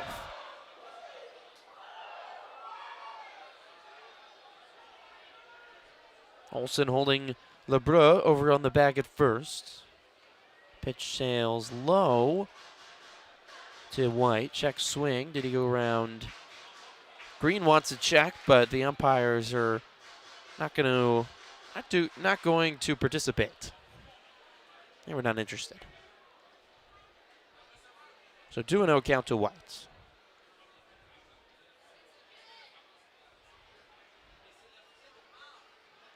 Here's the pitch. Popped up and out of play. 2-1 with 1 on and nobody out here in the bottom of the 5th. A 4-3 lead for the Capitales over the Otters. Got to give a big tip of the cap to the other baseball team that was still playing in Evansville, the Purple Aces of the University of Evansville.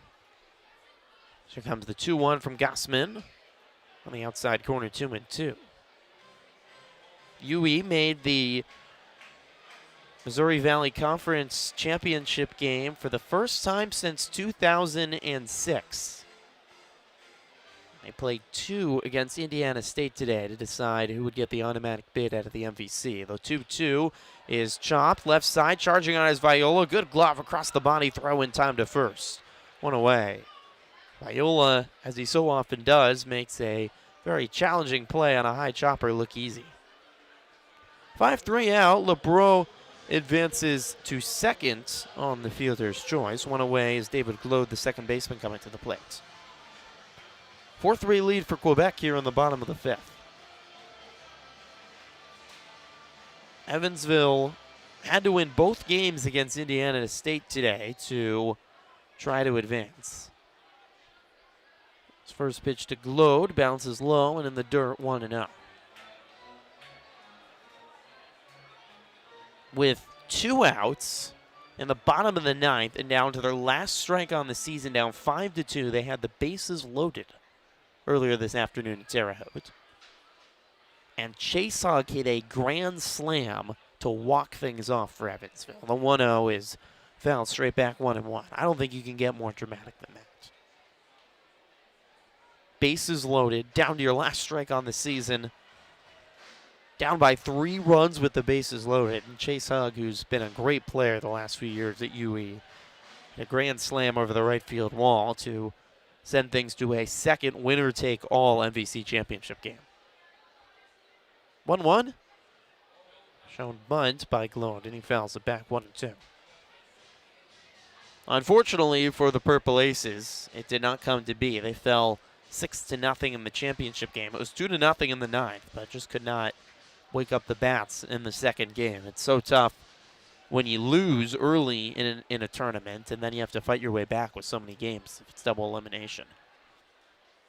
Great season, though, for the Purple Aces. The 37 wins overall is the second most, or the most, since 2006 as well. So, great season for UE. They've had back-to-back really solid years, and we're 1 game away from making the NCAA tournament. Here's the 1-2 from Gausman. Swing and a miss. Glode chasing a pitch down in the turf.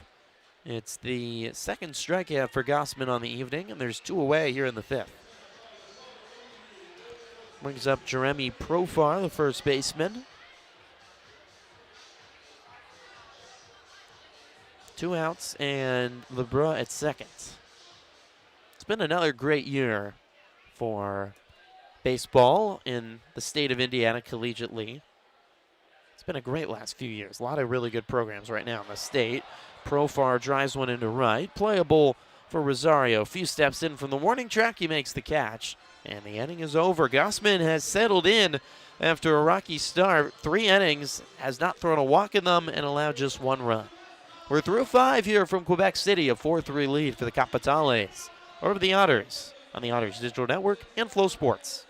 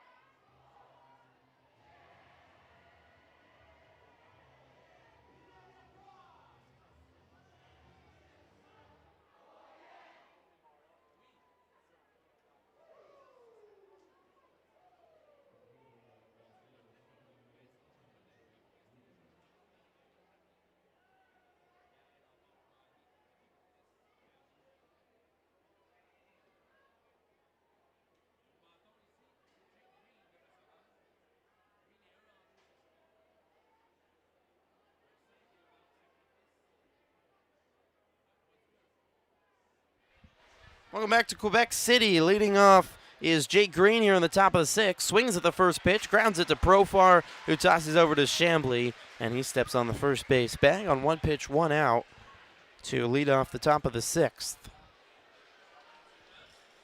Or Justin Dalton, actually the pitcher. He's back in after getting the last out with the bases loaded in the 5th. So 1 away here in the top of the 6th as it brings up George Khalil. The Otters have put 6 hits on the board, and they've been hit 4 times. 3 runs to show for. It's been another productive evening for the Otters offensively, but they still trail as Khalil takes the first pitch high for a ball, 1-0. Otters have been productive at the plate last 3 games. Had 9 hits on Thursday and break their 8-game losing streak. They only scored 3 runs, even though they had 9 hits, and every single batter reached. Khalil takes high now, 2-0. Yesterday played in 8, but that wasn't enough in a 9-8 loss. Here comes the 2-0 to Khalil. Takes a strike, 2-1 to the Australian. Lights are on into full effect. The sky in inky blue before it becomes pitch black. I want sure to be another fun Saturday night. Both here at Stade Canac to the end of the game and across the city. The 2-1 is swung on and missed 2-2. Right outside of our hotel yesterday when we got back. The party was rolling here in Quebec City. Bars and clubs and restaurants and a beautiful evening were popping when we got back to the hotel shortly before midnight. City is alive and well. Khalil calls time to reset things. 2 balls and 2 strikes and 1 out with nobody on in the top of the 6th. 4-3 lead for Quebec. In this middle game of 3, the only times these 2 teams will face off this year. The 2-2 sails outside and a full count.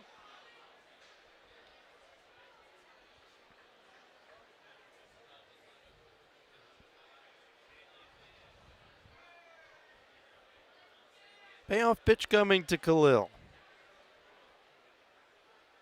Here it comes. outside for ball 4. Khalil works the walk. The Otters taking 4 hit by pitches, 2 walks, and 6 hits. 3 runs is good, but I think you certainly want more with that. The Otters have threatened a lot, but not been able to put up that crooked number on the scoreboard so far in a night.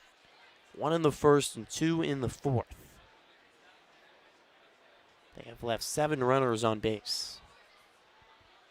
It's 1 out, 1 on, top of the order, and Noah Myers. Canadian native takes the first pitch high for a ball, 1-0. Myers has 2 hits on this series, including a leadoff double today.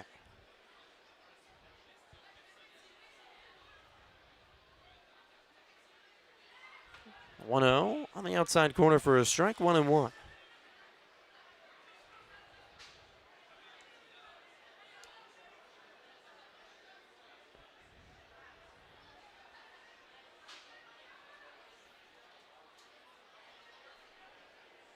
Kick and a throw. Myers shows bunt, pulls it back. Ball bounces in front of the chest protector of Banielos and back out onto the field. And Khalil takes off right away, and a pitch bouncing around and advances to second. So the Otters, guess what, have a runner in scoring position. Now make it the 6th consecutive inning in this ball game. All 6, they put a runner in scoring position.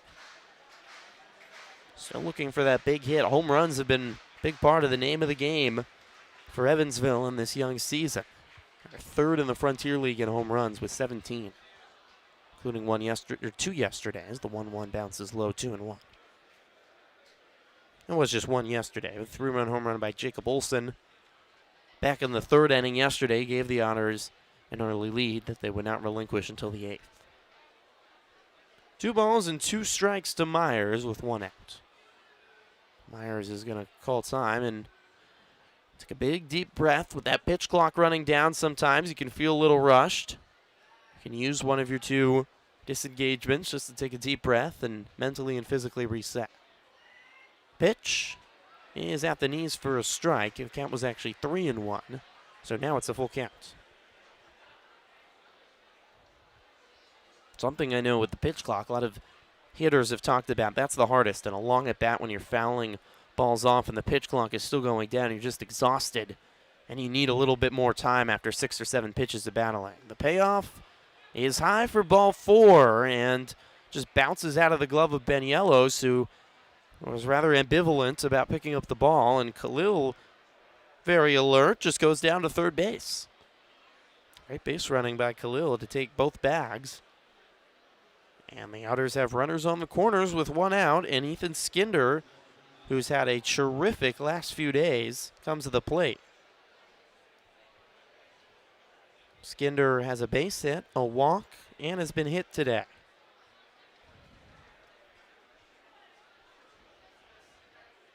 Two walks in this inning have put 2 on. First pitch to Skinder on the outside corner for a strike, 0-1.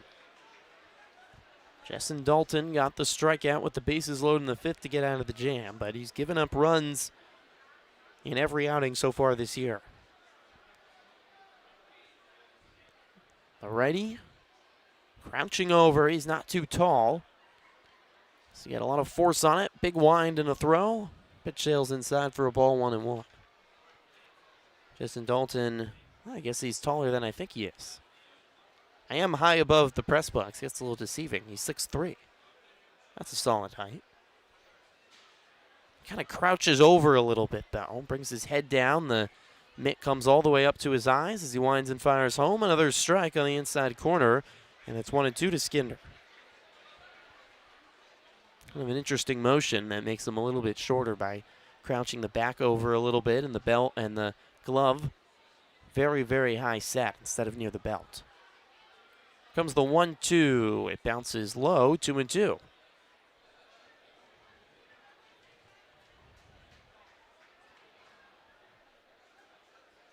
Otters have the tying run at 3rd and the go-ahead run at 1st here in the top of the 6th in front of a sold-out crowd at the Stade Canac this evening in Quebec City. A beautiful, warm evening. The 2-2 is inside for ball 3, and Skinder was almost hit. Had to step out of the way. That's not one you take for the team at 92 miles per hour up near the face. Big payoff pitch coming to Skinder. Jessen Dalton sets, rocking back and forth on the right side of the rubber. He kicks and throws, and Skinder swings and foul tips the ball off the end of his bat and into the dirt to stay alive. Banielos is upset. He wish he held on to that. He couldn't. Skinder was Myers, was going at first, but of course has to return back to first base.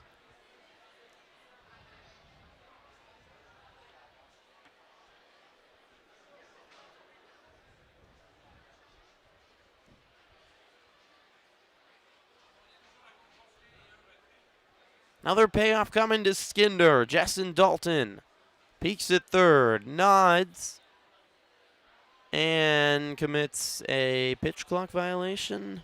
Yes. It took me out of his rhythm. He was taking too long. So, of course, next week that'd be big. That would be ball 4, but here's just a warning. He resets, and now he steps off and throws over to first to check on Myers, who dives back in safely.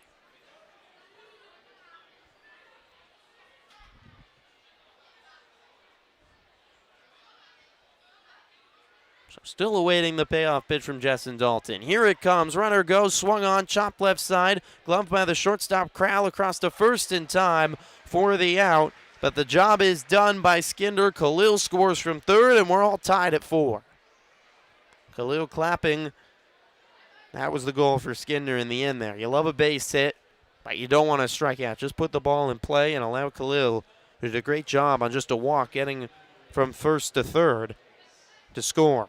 Now, sexy baseball in any way here in the 6th inning. A lot of small ball on 2 walks and a ground out, but the Otters have played it a run to tie things at 4 apiece. Myers advanced to second, and it brings up Dakota Phillips. Takes the first pitch strike, leads the Otters, and runs batted in. Phillips with 16 on the year. We'd love another here to put the Otters in front.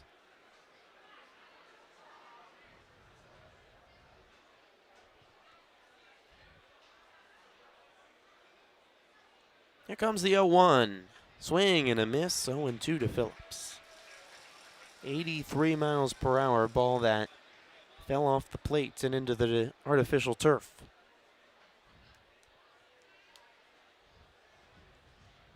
Lights into full effect on this beautiful Saturday night. The wind, which similar to yesterday, it picked up earlier. Time is called by Jessen Dalton on the mound. He's going to reset. Similar to yesterday, wind was gusting out to left early in the game and stopped by nightfall, and it's the same again today. It is a perfectly still night now. 0-2 pitch. Swing and a miss, down in the dirt, picked up by the catcher. Banielos throws to first in time for the third out. The Otters tie up the ball game. RBI. Ground ball, fielder's choice by Skinder, towards Khalil, and we're at 4 apiece as we go to the bottom of the 6th on the Otters Digital Network and Flow Sports.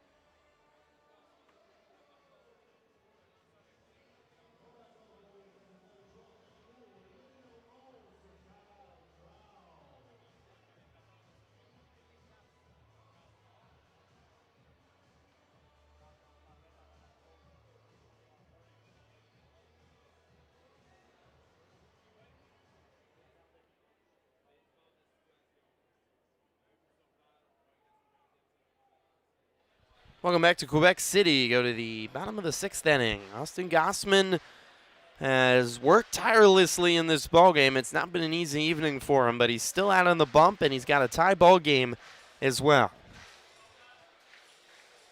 First pitch to Kyle Crowell, shelled high and inside. Comes the 1-0 from Goss. It's high again, 2-0.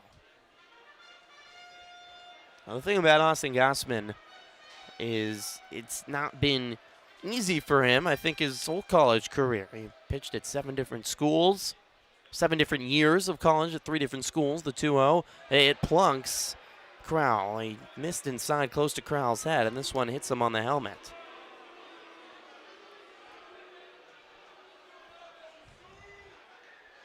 That's the first hit batter by Gossman, but Gossman, 3rd year now here with Evansville. He spent 3 years at Vincennes Junior College in Southern Indiana, a year at South Alabama, 3 years at Southern Indiana with injuries, changes of school, COVID, and he's become such a consistent and reliable pitcher. He's not going to blow you away with stuff as Adon Fernandez fouls one off. He's pretty short for a pitcher, just 5'10", but his IQ, to me, just being around him, really stands out. He actually will work he works as a substitute teacher at times. Has a degree in education as the 0-1 sails outside for a ball, 1-1. Just a smart guy and one of the leaders, probably the leader on the pitching staff for the Otters. Their most experienced pitcher at Bosse Field. As a good bunt laid down. Green will throw down to second for the out. They'll throw back to first, not in time. Wow, that was unexpected from Jake Green, but a smart play. Fernandez laying down a bunt right in front of home plate. Didn't go as far as he wanted. And Green, realizing he got to the ball so quickly, had to throw down to second. Gossman ducked down. And instead of the go-ahead run advancing, it's just a trade. Fernandez goes to first. Crowell out at first. And the Otters take the out. And that is going to do it for Austin Gossman. You got to give a hand to Gossman tonight. Certainly not his best stuff. He struggled with his command early. But he's worked through this game, and he's going to leave it with, if this run does not come across, at least a no decision and a chance for the Otters to win this middle game. So Evansville going to the bullpen. Austin Gossman just battling through 5 1/3 tonight. And he's held the Capitales to just 5 hits. So back on the other side, we'll tell you about the Otters reliever coming into the game. 1 on and 1 out in the bottom of the 6th inning. We are all tied at 4 on the Otters Digital Network and Flow Sports.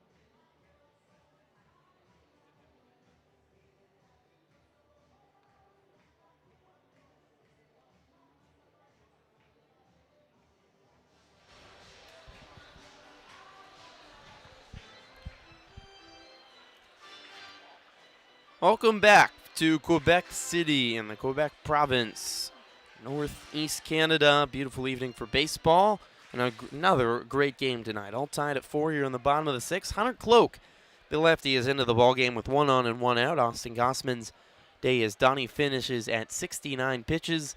And Cloak, the southpaw from Henderson County, Kentucky, just across the Ohio River from Evansville, trying to maintain his 0.00 ERA. Yet to give up a run on the season. It's Justin Gideon, who had a home run his last at bat. Lefty stands in and takes the first pitch outside. Might have been the thought here for Max Peterson, bringing in the lefty pitcher to face the lefty batter now. Gideon swings, drives one into right. Over is Rosario to make a running grab. I don't think he picked up the ball at first. He put out the glove to block the lights out and try to pick up the ball. Found it and made a jogging catch for the second out of the inning. Brings up Ben Yellows, who's 0 for 2 today. Cloak pitched just yesterday, a scoreless 7th.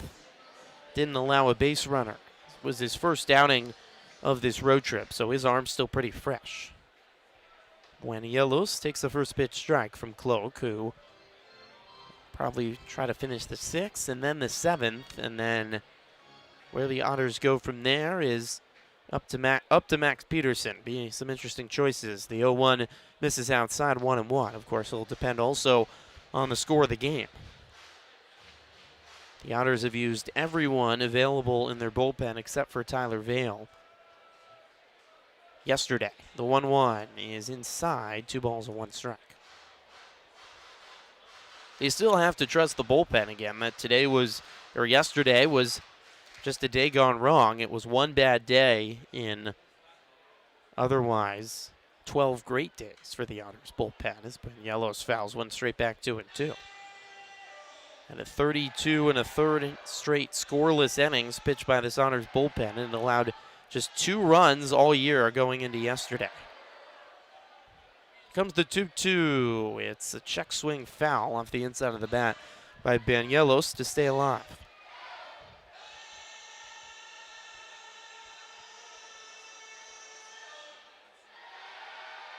Cloak winds and throws, and Banielos stays alive, fouling it off.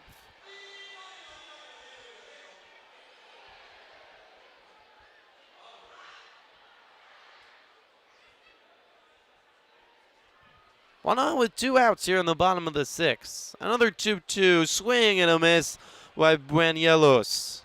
Breaking ball by Hunter Cloak. Gets the Capitales catcher, and Cloak works the final 2 outs of the 6th inning. 6th complete here from Quebec City. We're all tied at 4 on the Otters Digital Network and Flow Sports.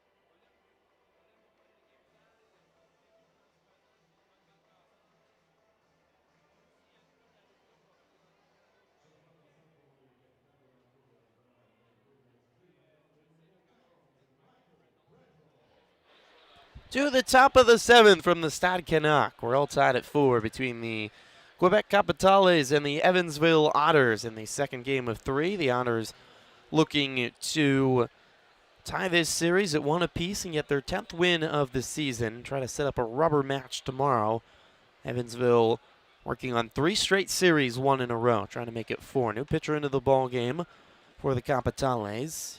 He fires the first pitch strike to Quiggle. Michael Brettel, 6'3" righty from Ontario.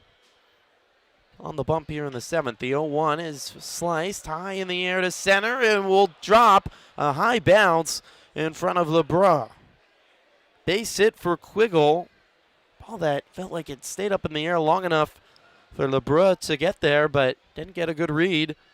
And Quiggle with a leadoff base hit in the 7th. It's the Otters' 7th hit of the day.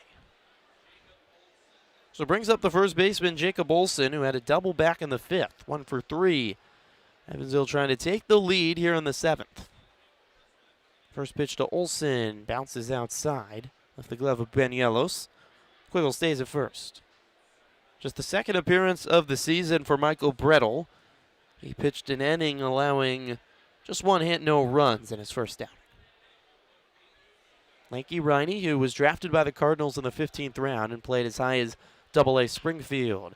Chopper up the middle, charging as the third baseman wide, only plays to first. Throw was a little wide of the bag, but the tag applied by Profar as Olson came running down the line. But Quiggle advances to second, not the worst result for the Otters. And Troy Viola comes to the plate with the go-ahead run, 180 feet away at second base. Viola, who's been hit twice today, to the plate. Banielos to have a quick word with Brettel. The Capitales used a lot of pitchers already this weekend. They've nearly used everyone out of the pen.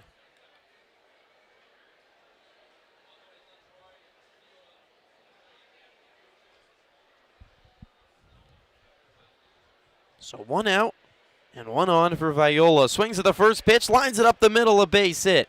Will they send Quiggle? No. Quiggle falls down and has to race back to third base. There wasn't a throw over there. Oh, Bobby Siegel is... Quiggle is still lying down. He's okay. Bobby's going to help him up. Bobby Siegel is the third base coach with Andy McCauley ejected right before first pitch. The Otters hitting coach at third, and that was a big decision to make on whether to send Quiggle or not on the line drive up the middle. Probably the right choice. LeBrun has a good arm. He was running into with the softly hit ball. It was hard to know. Quiggle was solid speed. So Quiggle held up at third. He had to kind of scramble back as he ran over the bag. Now runners on the corners with 1 out for Rosario. Swings at the first pitch. Pops it up down the left field line and out of play. That's back towards the tennis courts.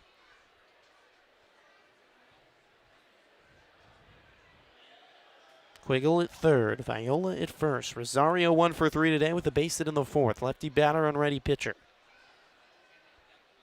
Brettel at the belt, kicks and throws. It's outside for a ball, 1-1. Not a full over-the-top motion from Brettel.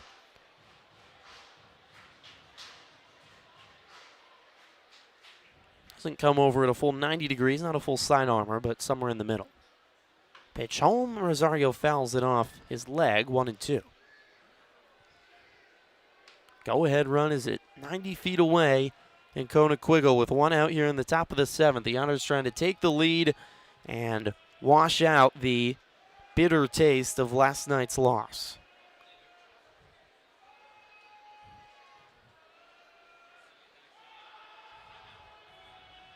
Comes the 1-2. Outside, 2 balls and 2 strikes to Rosario.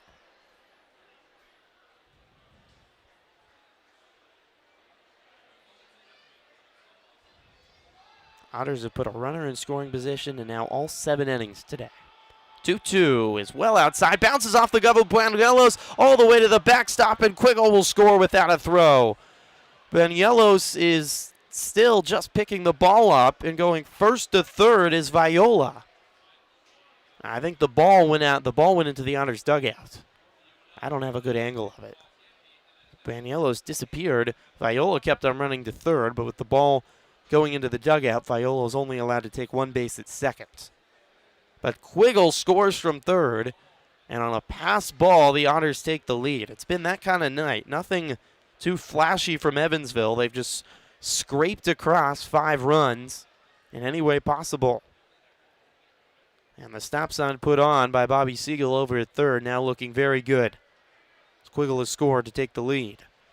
And an added insurance run is now in scoring position with Viola at second. A payoff pitch coming to Rosario. Here it is. Swung on up the middle, leaping as the second baseman. Glow throws to second for the double play.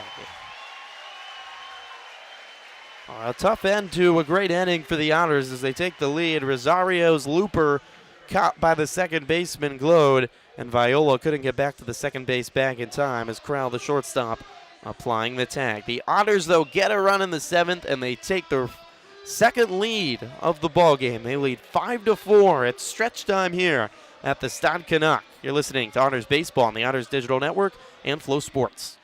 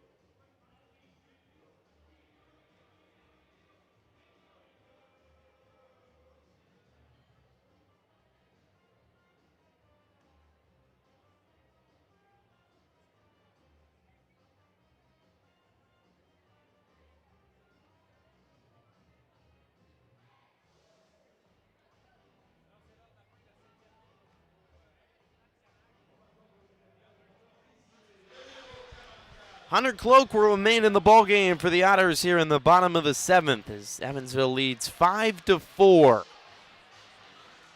Cloak got the last 2 outs of the 6th after Austin Gossman exited, and the southpaw winds and throws. The first pitch sailing outside to Elijah Brown, the DH. 5 runs on 8 hits for the Otters. They've taken their first lead since the first inning here in the 7th. The 1-0 sails outside, 2-0. Brown showing bunt, but pulling it back. Both corner infielders for the Otters, Viola and Olsen, well prepared on the edge of the grass and ready to come in. The 2-0, again missing outside, 3-0. Cloak in his first year with the Otters, mentioned lives nearby. The 3-0 misses outside, and a 4-pitch walk there to Brown. 4-pitch walk to the number 9 batter, and it turns things over to LeBrun, the center fielder, who is yet to get out today. A base hit and 2 walks for the leadoff batter. He's hitting .263 on the season.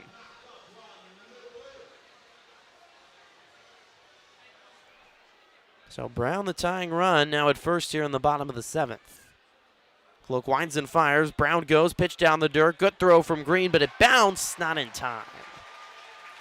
Oh, good throw still from Green, but he just didn't get enough air on it, and the hop in front of Khalil cost him.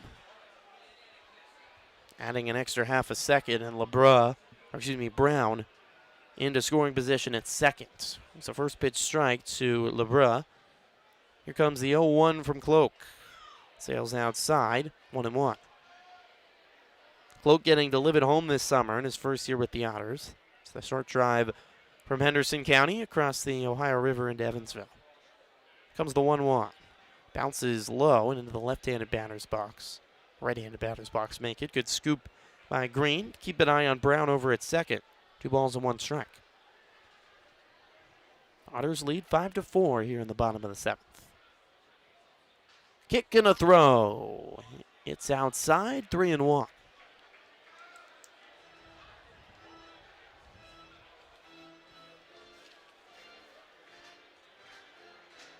Cloak, 11 strikeouts, just 2 walks on the season.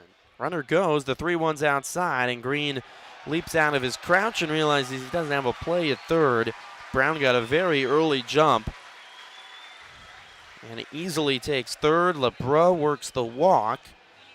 And surprising to see from Cloak, some control issues to start things here in the bottom of the 7th. The tying run is aboard at third, the go-ahead at first. And Max Peterson walking on out to have a word with Hunter Cloak. There is an arm warming in the Otters bullpen.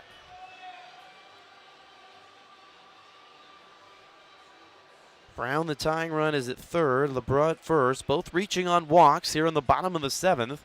The Otters leading 5-4. In the bullpen for Evansville. Looking through pillars of the grandstands and wiring of net. I can't see the number. It's a righty, but I know it's a righty because Cloak is the only lefty right now on the active pitching roster for the Otters here in Canada.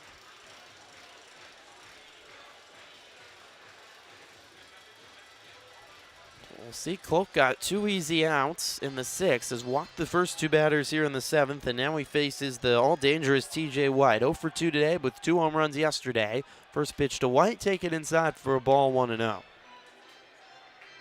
White hitting .383 entering today, leading the Capitales with 6 home runs. A 1-0 on the outside corner for a much-needed strike, 1-1. Righty batter, TJ White, facing the lefty pitcher Cloak with runners on the corners and nobody out. The 1-1 at the letters for a strike, 1-2. Cloak does not throw in particularly hard. It's just 83 miles per hour on that last pitch. But he gets out. The 1-2. Oh, it hits White. Hit him on the knee. A pitch inside that got away from Cloak, and it's loaded the bases with nobody out.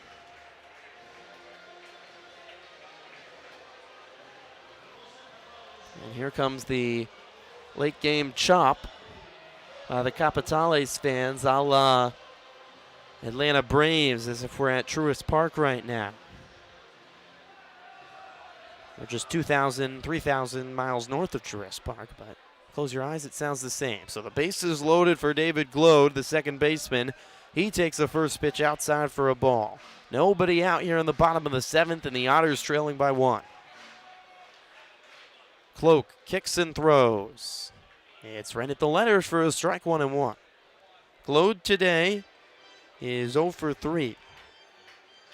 Actually, he's 1 for 3 make it. He had a base hit in the 3rd and was thrown out trying to extend it to a double. The 1-1 on the outside corner for a strike, 1 ball and 2 strikes. Otters holding on to a 5-4 lead here in the bottom of the 7th, but they've got to work out of a bases loaded jam. Here comes the 1-2 pitch. Swung on and fouled right off home plate. Glode stays alive. Hometown kid right here from Quebec City, and a returner to the Capitales. Had 3 hits yesterday, looking for his 2nd today. Lefty on lefty matchup. Crick kicks and throws. It misses outside. 2-2. Cloak has not given up a run yet this season. It's going to be a Houdini act if he can keep that going. The 2-2 is a breaking ball that doesn't break enough, and it hits Glode on the shoulder. That will walk home Elijah Brown and tie the ball game with the bases still loaded and nobody out. 2 walks to lead off the inning, and now back-to-back hit batters. This feels all too familiar right now for the Otters. It was just the 8th inning yesterday and not the 7th, and Evansville had a 7-run lead in that ball game. They only had a 1 coming into today, and now it's been erased. Jeremy Profar, the first baseman, to the plate, and that's going to do it for Cloak. Bases loaded, nobody out for the Capitales. We're all tied at 5, and Evansville is going to the bullpen. We'll be right back in 60 seconds on the Evansville Otters Digital Network and Flow Sports.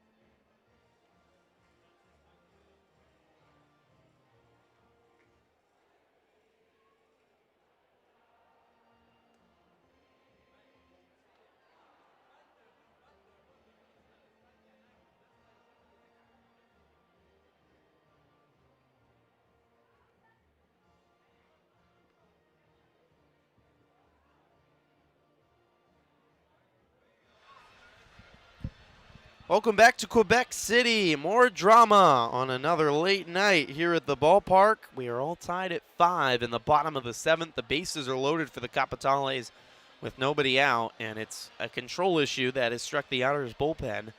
Again here in another late game situation, the Otters led by 1 entering the inning.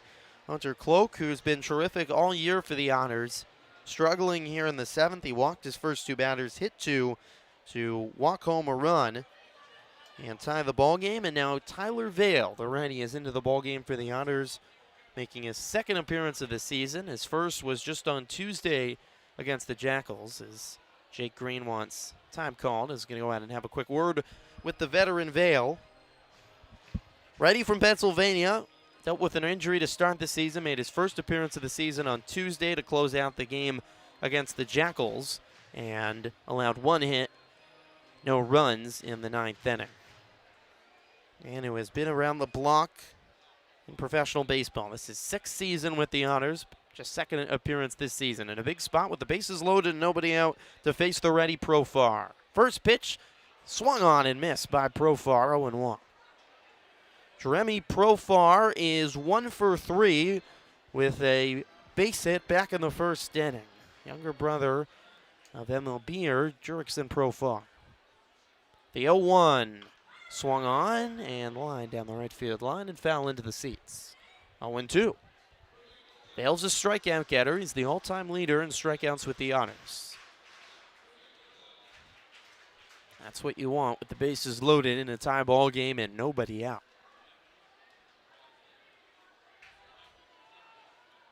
Here comes the 0-2. Check swing on a ball in the dirt. Did he go around? Checked over to first? No, he didn't, says Jonathan Fillon.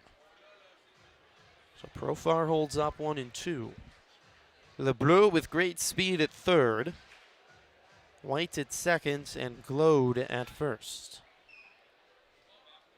Vale at the belt. Right side of the rubber. Kicks and throws. Outside for ball 2. 2 balls and 2 strikes.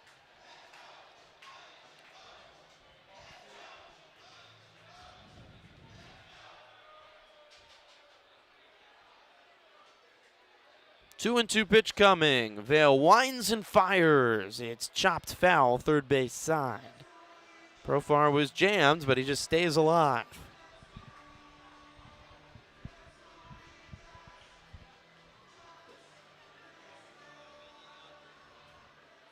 Another 2-2 coming from Vale. Black glove sets above the black belt. Peeks back at 3rd. Looks home and comes home. It's a slider well outside for a ball. And the count is loaded.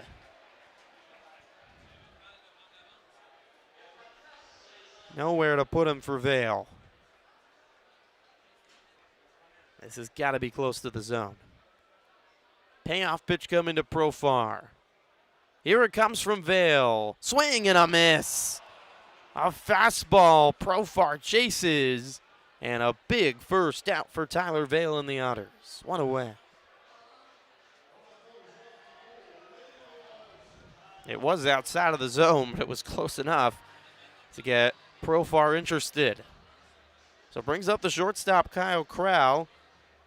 He had a double in the 1st, was hit in the 6th, and grounded out in the 3rd. It's a 1-for-2 day. Ready batter. The base is still loaded and 1 out. First pitch from Vale is a strike on the outside corner, 0-1. 89 from Vale, which is about as hard as he'll throw. One of the oldest players on the Otters. All tied. Here's the 0-1. Swung on, driven into right. Back is Rosario at the edge of the warning track, makes the catch. LeBrun with his speed will easily score, and the Capitales take the lead 6-5 on a sac fly.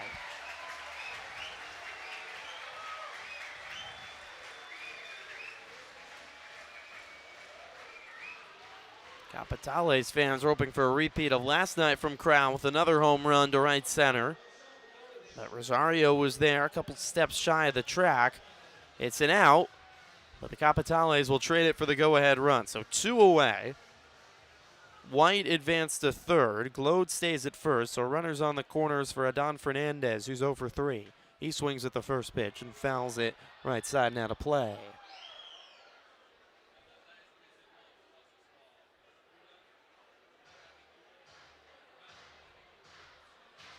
Dale needing one more out to get out of the 7th. 6-5 Capitales in front. He kicks and throws, runner goes, it's swung on, popped up, left side of the infield. Khalil waving his arms around on the dirt, takes a few steps in, reaches up the glove and makes the catch for the 3rd out of the inning. The Capitales get 2 to take a 6-5 lead. We're through 7 from Quebec City on the Evansville Otters Digital Network and Flow Sports.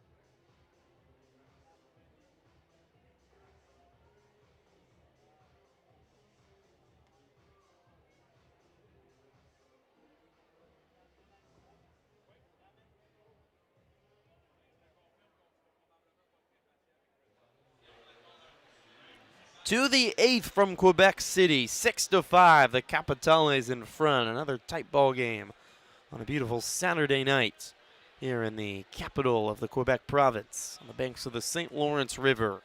Leading off is Jake Green here in the top of the 8th. Green takes a first pitch strike from Michael Brettel, out for his 2nd inning of work. Allowed a run to come across in the 7th. As the Otters briefly took a lead, the Capitales added 2 in the bottom of the 7th to retake it. 0-1 to Green. Swung on and chopped right side, and good glove by the first baseman Profar off a top hop, and he steps on the bag for the first out of the inning. I'll bring up George Khalil, the shortstop, with 1 out and nobody on here in the top of the 8th as we take a look at the out-of-town Frontier League scoreboard this evening. The Otters will not be the first team to double-digit wins on the season. Sussex County has beaten Lake Erie tonight 10-3 to get to their 10th win. First pitch to Khalil, shows bunt, pulls it back, sails outside for a ball, 1-0. We have to give some big applause to Empire State tonight, who's made history. They've won their first ever series in franchise history. They dominate Trois-Rivières tonight 16-6, just a little bit south of here. The 1-0 misses inside, 2-0. Came from behind yesterday to stun the Eagles, and now win today to win their first ever series after they won just 6 games all of last year. They've now already won 4 this year, and we're still in the month of May. The 2-0 to Khalil, swing and a miss, 2-1. Washington is trying to break its nearly week-long losing streak now, and they are in a wild one with Tri-City. They're all tied at 11 and the top of the 7th, 11 apiece in Washington. The 2-1, and it's 3-1 to Khalil with 1 out and nobody on in the top of the 8th. 6-5 Capitales in front. The Otters are going to need to win tonight, it looks like, to stay in first. As Gateway, again, for a 2nd straight night, all over Joliet, excuse me. They lead 10-3, the 3-1 at the knees for a strike, 3-2. Khalil disagrees. He had tossed his bat and was starting to head over to first. Shakes his head at home plate umpire Tanya Millette. Yakertek says it was both inside and low. Opposite strike sound of last night. Big. Here comes the payoff. Khalil slaps it down the right field line. It's a fair ball, bouncing just inside the foul line and rolling all the way to the corner. Khalil hustling into second with a stand-up double.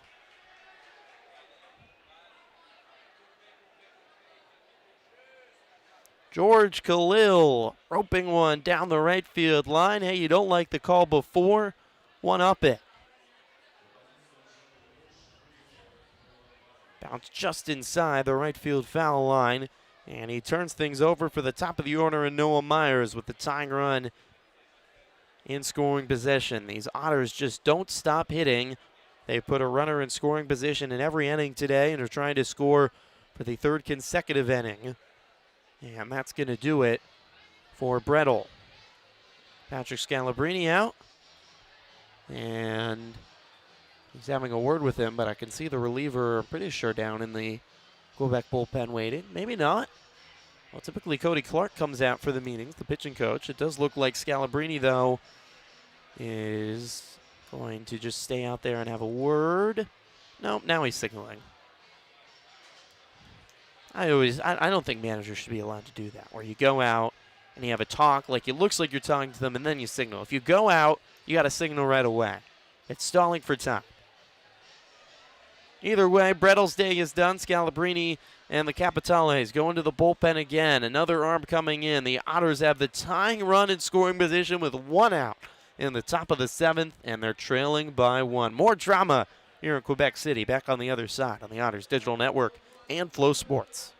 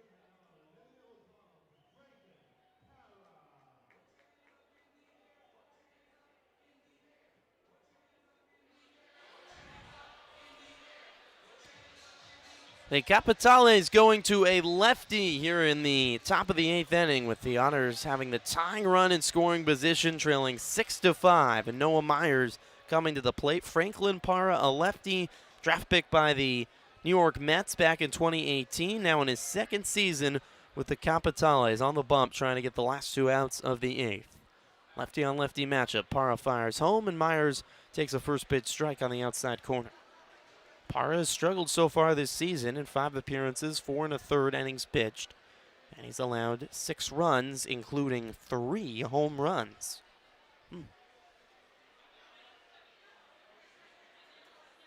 Comes the 0-1 to Myers. It's outside. 1 ball and 1 strike. Khalil at second with a double to chase the Capitales pitcher Michael Brettel. It's the 4th pitcher the Capitales have used today after using 5 yesterday. Comes the 1-1. It bounces low away from the catcher. He'll throw down to third, not in time. Khalil's into third base. Ball bouncing in front of Buenielos. Tried to block it with the chest, but it got too far away from him down the third base line. And they alert Khalil, who's for the second straight time he's been on base. Great base running to take thirds. The infield will come in now for the Capitales. All 4 infielders with their toes on the edge of the grass. A 2-1 count to Myers. The tying run 90 feet away. Pitch to Myers, fouled straight back. 2 balls and 2 strikes. 6-5, Quebec leading. Here in the top of the 8th. Back and forth we've gone, a seesaw battle over the last couple innings. It's been a fun one. Here comes the 2-2. It bounces low and Myers has worked a full count.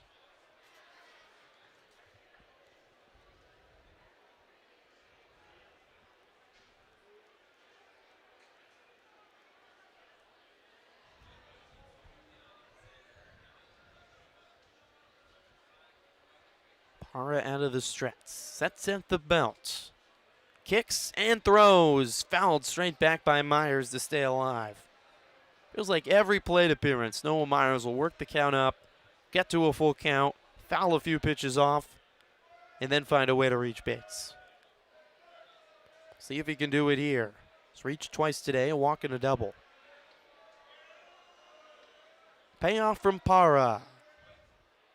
Swung on, chopped, leaping off the glove of the third baseman. White falls to his feet and no play. High chopper by Noah Myers. White leaping up, but because he was playing in, the ball got to him quicker than he expected and sailed over his head, and he couldn't glove it. It just bounced in front of him. Khalil at third just stayed put watching it, and Myers reaches it first. If he's playing a normal third baseman position a few steps back, instead of being on the grass, he probably makes the play at first for the second out, and Khalil stays at third. Instead, runners at the corners for Ethan Skidner. Parra fires home. Skidner fouls it straight back. Khalil at third, Myers at first. Skidner is 1 for 2 today. He's reached 3 times. A base hit in the first, a walk in the third. He was hit in the 5th and grounded into an RBI fielder's choice in the 6th. Productive day for the second baseman.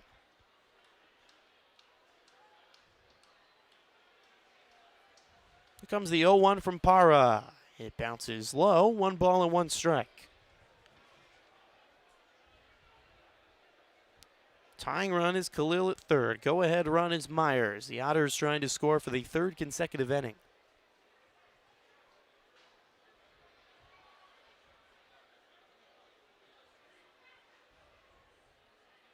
Here comes the 1-1. It's fouled straight back, 1-2. The man running the manual scoreboard out in right field, where he puts little literal cards up on the scoreboard to mark the hits and how many runs in each inning, has gotten nervous. He's pacing back and forth a little bit. High tension for a second straight night in Quebec City. The 1-2 is not coming. It's a pitch clock violation by Parra. Just started his wind too late.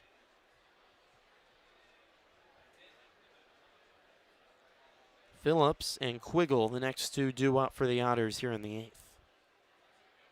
Parra winds and throws, and Skidner fouls it away out of play.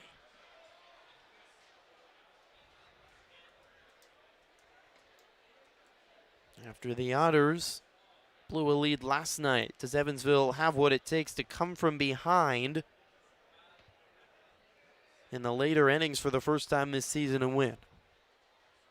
They bled so much of the year, they haven't really had to do it. Been in a position to be behind as Parra steps off, checks over at first on Myers. Second straight lengthy ball game. Yesterday's was 3 minutes shy of 3 hours, and we might reach the 3-hour mark today. A lot of baseball being played at the Stade Canac. Finally, here's the 1-2. It's high and away. 2 balls and 2 strikes.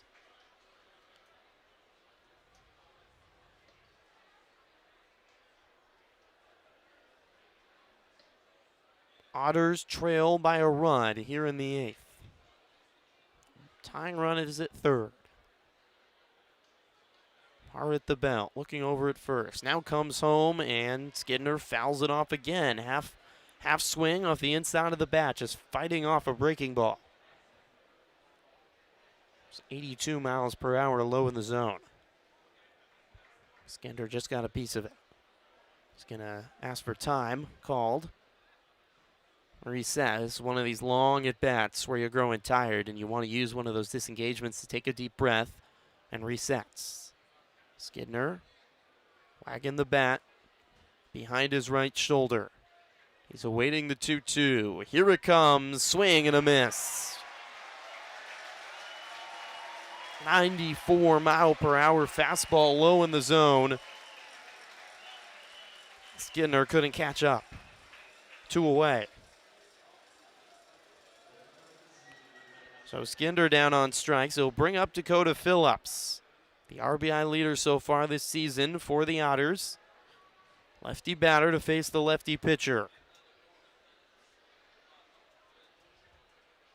Can the Otters tie or even take the lead here in the top of the 8th? Parra trying to get the last 2 outs coming in relief. He fires home, a strike to Phillips on the outside corner, 0-1.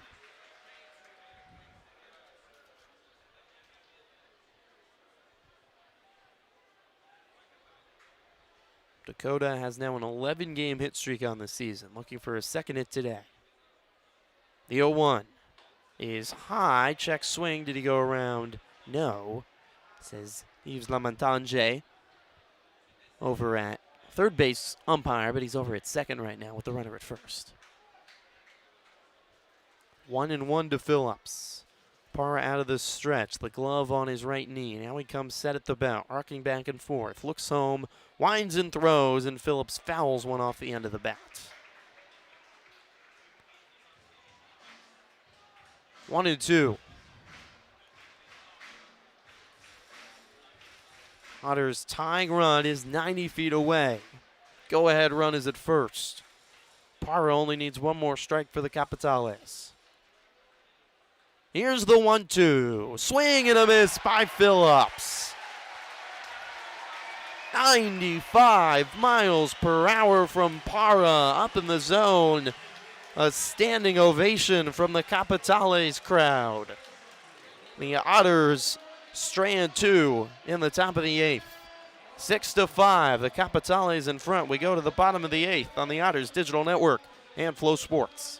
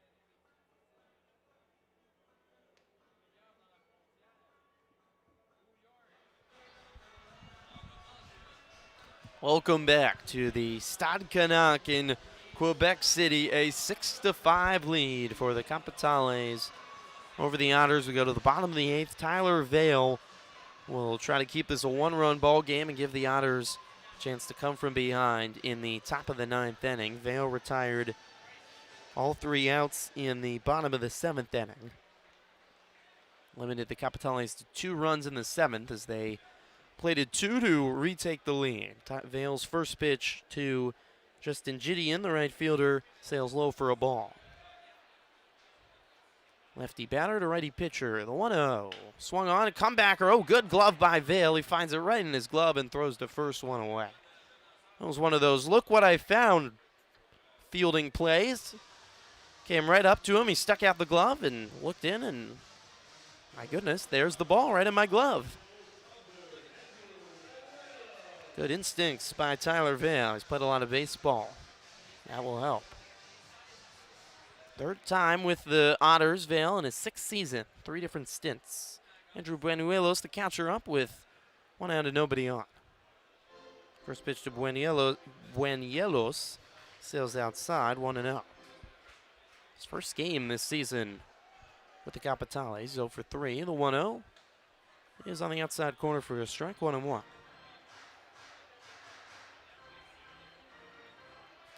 Series finale tomorrow, 5 o'clock local time, 4 o'clock central time. Comes the 1-1. A flare, pop up into right. Back is Skinder to make a running catch into right field. Gets a high five from Rosario. This momentum takes him all the way out into right field. Good read by Skinder. 2 easy outs here in the bottom of the 8th inning. We have not had a 1-2-3 inning on either side all game. It's been that kind of game. A lot of runners on base, a lot of action.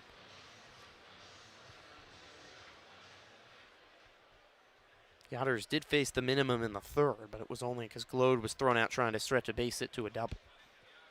First pitch to Elijah Brown from Vale. Take it inside for a ball, 1-0. Otters in the 9th will have 4, 5, and 6 coming to the plate. Quiggle, Olsen, Viola. Comes the 1-0. On the outside corner for a strike. 1 ball and 1 strike.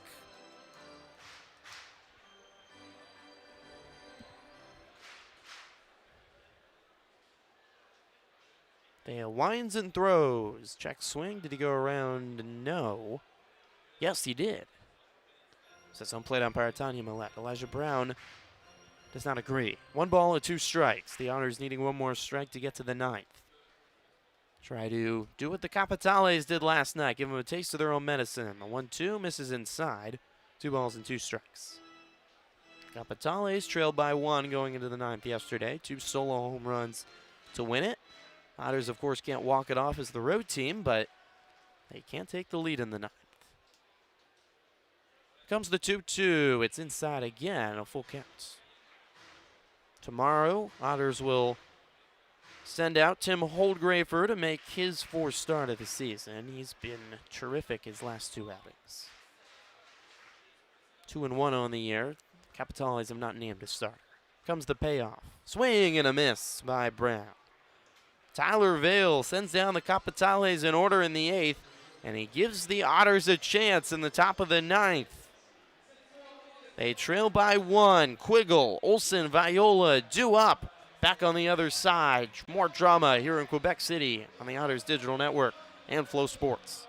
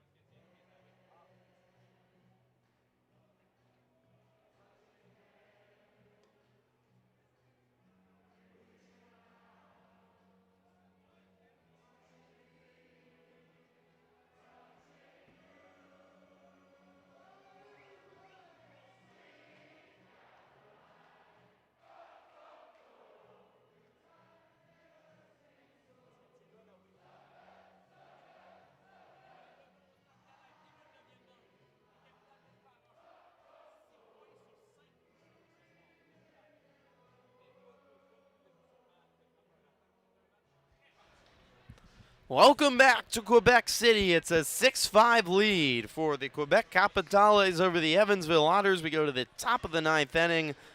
Capitales sending out their closer.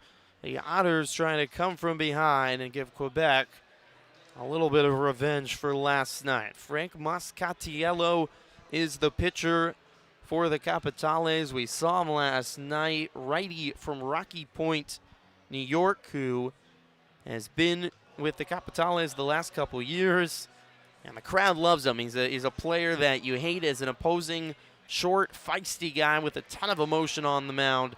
and the home crowd absolutely adores the New York native. Last night, he sent the Otters down in order in the 9th inning to keep it a one-run ball game with a fly out to Viola and then struck out McDade and Rosario. So he will face Viola at least. Quiggle and Olsen have not faced the righty Muscatiello.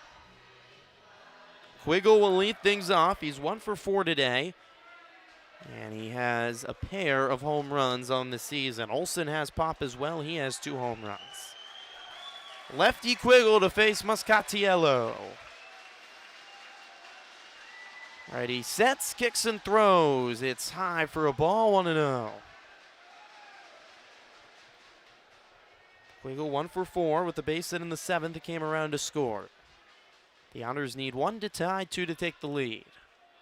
Here's the 1-0. Swing and a miss by Quiggle. He tried to tie it with one swing. 92 from the 5'10 righty. He's not very tall, but he's still got solid heat. Sets at the chest, and the 1-1. On the outside corner, 1 ball and 2 strikes.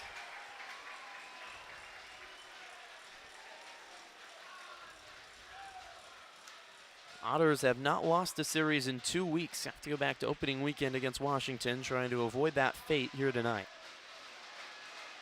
1-2. Inside, 2 balls and 2 strikes.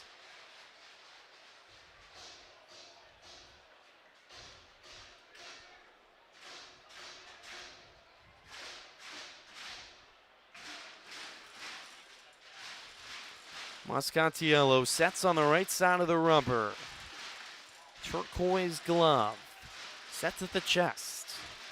Looks in, kicks, and throws. Inside for ball 3.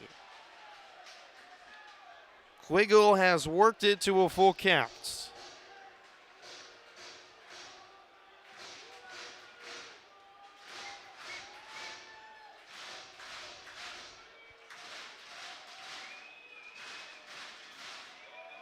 Payoff coming from Muscatiello. He kicks and throws. Swung on by Quiggle. Popped up left side and out of play. 95 from a guy that's just 5'10".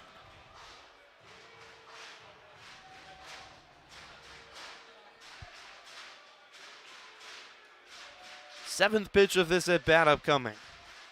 Muscatiello winds and throws. Quiggle sends one high in the air to right. Back is the second baseman, Glode. Coming in is Gideon, and he dropped the ball. He dropped the ball. It rolls down the right field line, and Quiggle is at second. Oh, my goodness. Tough play. Glode coming out, called off at the last second by Gideon, and he dropped the baseball.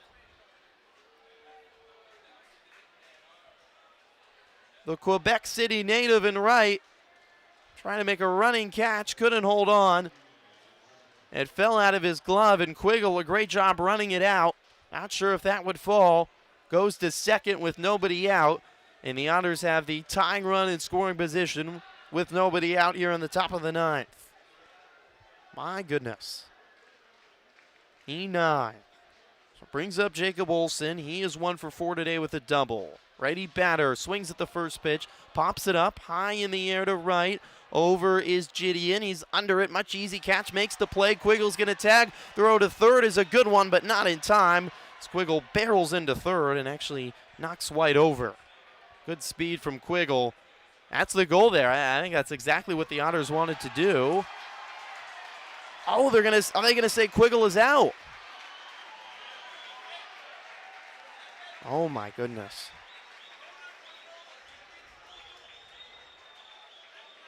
They're saying Quiggle left too early. Wow. Well, Andy McCauley out of this game. Bobby Siegel over to talk with the first base umpire, Jonathan Fione, that made the call. They're saying Kona Quiggle left early on the tag before the catch was made, and he is out. They threw back to second, and Quiggle is out. He left too early is the call, and all of a sudden the Otters are down to their last out. Looked like Quiggle was in scoring position with 1 out, so now there's 2 outs and nobody on for Viola. What a call in that position. Viola takes the first pitch outside, 1-0. My goodness. Pop up to right. Quiggle had to time it just right. Leave as soon as the ball was in the glove, and they say he left early. 1-0. Popped up by Viola, right side now to play.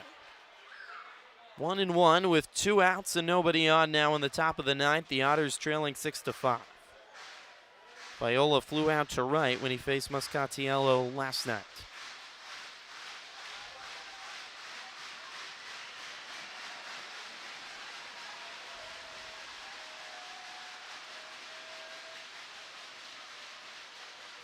Muscatiello, high set, winds and throws. Viola fouls it straight back.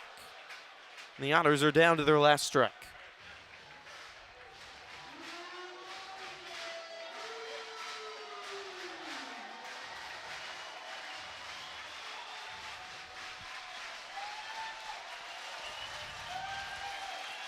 Muscatiello readies, kicks and throws.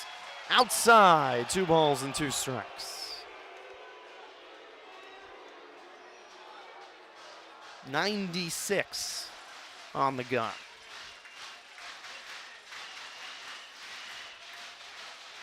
Here's the 2-2 from Muscatiello. He kicks and throws. Viola swings, drives one into left. Back going Fernandez, and it bounces off the warning track in the wall. Viola hustling into second with a stand-up double to keep the game alive for the Otters. How about it? Troy Viola down to his last strike, ropes a double into the left center gap.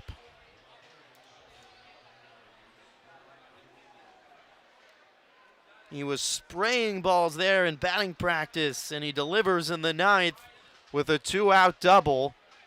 Well, the Otters wish they could have that callback on Quiggle leaving too early at second, but they still got a chance here with the lefty Rosario to the plate and 2 outs. First pitch to Rosario, a strike on the outside corner. Rosario is 1 for 4 today with a base hit in the 4th. He faced Muscatiello yesterday and struck out. Lefty batter on righty pitcher. The Otters have the tying run in scoring position at second with 2 outs in the top of the ninth. Here's the 0-1. Inside, 1 ball and 1 strike.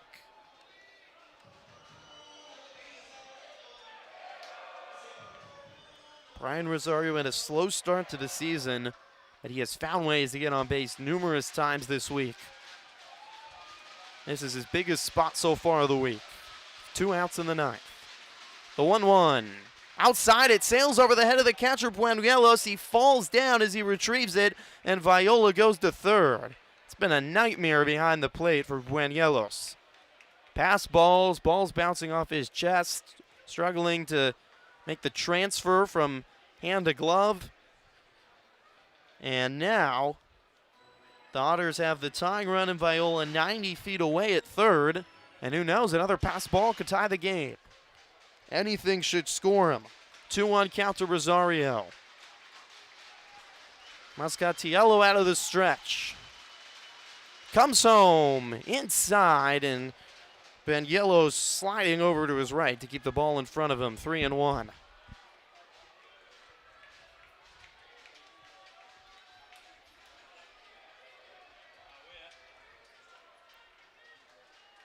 Here comes the 3-1. It's on the outside corner and a full count. Ball's been there all night. The Otters are again down to their last strike.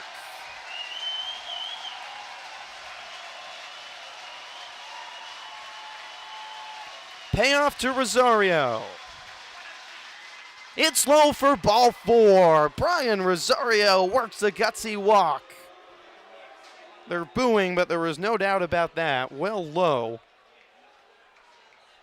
And Jake Green comes to the plate for a chance to be a hero tonight for the Otters. And out comes the pitching coach, Cody Clark, for the Capitales to have a word with Quebec's closer.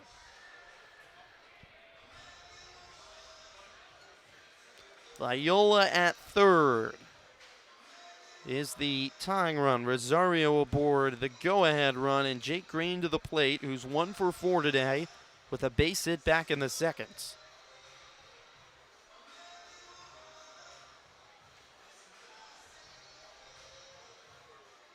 Green 6 for 14 on the season, off to a great start. The righty batter just graduated from college at Wayland Baptist. Trying to come through with 2 outs, and the Otters down 1 with runners on the corners in the top of the 9th. Righty batter to face righty pitcher. Mascatiello on the right side of the rubber, comes home. Green takes a strike at the knees.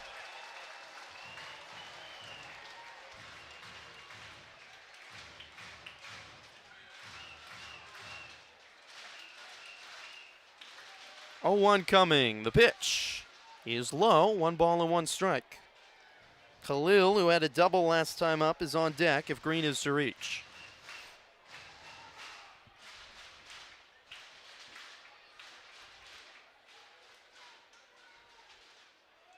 The 0-1 is low again. Excuse me, that was the 1-1, so it's now 2 balls and 1 strike.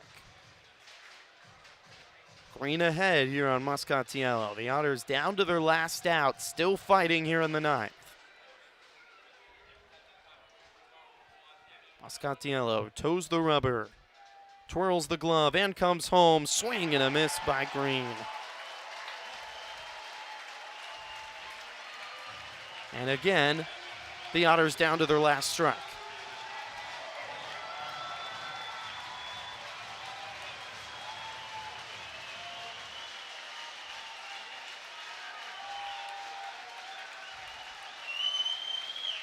Mascatiello takes a big deep breath, comes home. Green swings and misses. The Capitales win.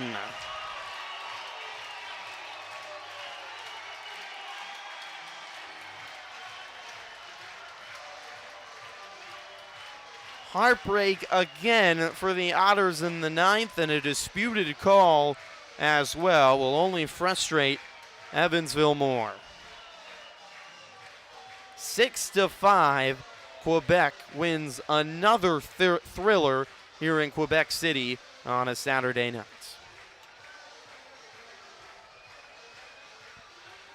The Otters fought. The offense was relentless tonight. The Otters put up 11 hits on the day. They out-hit Quebec 11-5, but it's not enough, and the Quebec fans are waving the Otters goodbye as they head back to the clubhouse and will have dropped their first series in 2 weeks. Their 3-game series winning streak comes to a close here in Quebec City. I'll just going back to that disputed call. I don't have a monitor in here to look at the replay, but Kona Quiggle reached on an error by Gideon, who dropped the ball in right field, advanced to second. Olsen flew out to right, and Quiggle tagged from second to third. The Capitales went over to check, threw back to second with Quiggle at third to see if he left early. And the first base umpire, Jonathan Fillon, said yes, he did leave early and therefore was out. So that was the second out of the inning. Viola would hit a double. Rosario would work a walk. That would have ended up scoring Quiggle if he had not been called out. So frustration, more frustration for the umpires today for the Evansville Otters as they fall 6-5. Final totals tonight here from the ballpark. 6 runs for Quebec on 5 hits and 1 error. The Otters 5 runs on 11 hits and 1 error. No decision for the starter, Austin Gossman, today. He goes 5 1/3, allowing 3 earned runs on 4 walks and 2 strikeouts. Hunter Cloak will get the loss in 2/3 innings pitched. Walked 2 and hit 2 batters in the decisive 7th inning when the Capitales plated 2 runs. For the bats for the Otters, Troy Viola had 2 hits, a 2 for 3 day. Noah Myers 2 for 4, and Ethan Skinder led the way RBIs-wise with 2 RBIs and a hit. Dakota Phillips continued his hit streak. He's now at 11 straight games with a hit. Final score again tonight, 6-5. Quebec defeats Evansville. The Capitales have won 4 in a row and will clinch this series. They advance to 6-7 on the year. The Otters will drop to 9-5, their longest losing streak of the season. They have now dropped 3 in a row, and Gateway, who's up 7 on Juliet right now, closes it out. The Otters will fall out of first place for the first time this weekend. We'll be back tomorrow for the series finale on Sunday, 4 o'clock Central Time, first pitch, 4:05 to be exact, 5:05 local time here in Quebec City. Thanks so much for tuning in tonight. Have a great rest of your Saturday night. We'll talk to you again tomorrow at 4:05 as the Otters look to salvage a win to end this series. Final score again tonight from Quebec City: Quebec 6, Evansville 5 on the Otters Digital Network and Flow Sports. I've been Griffin Epstein saying good night from Quebec.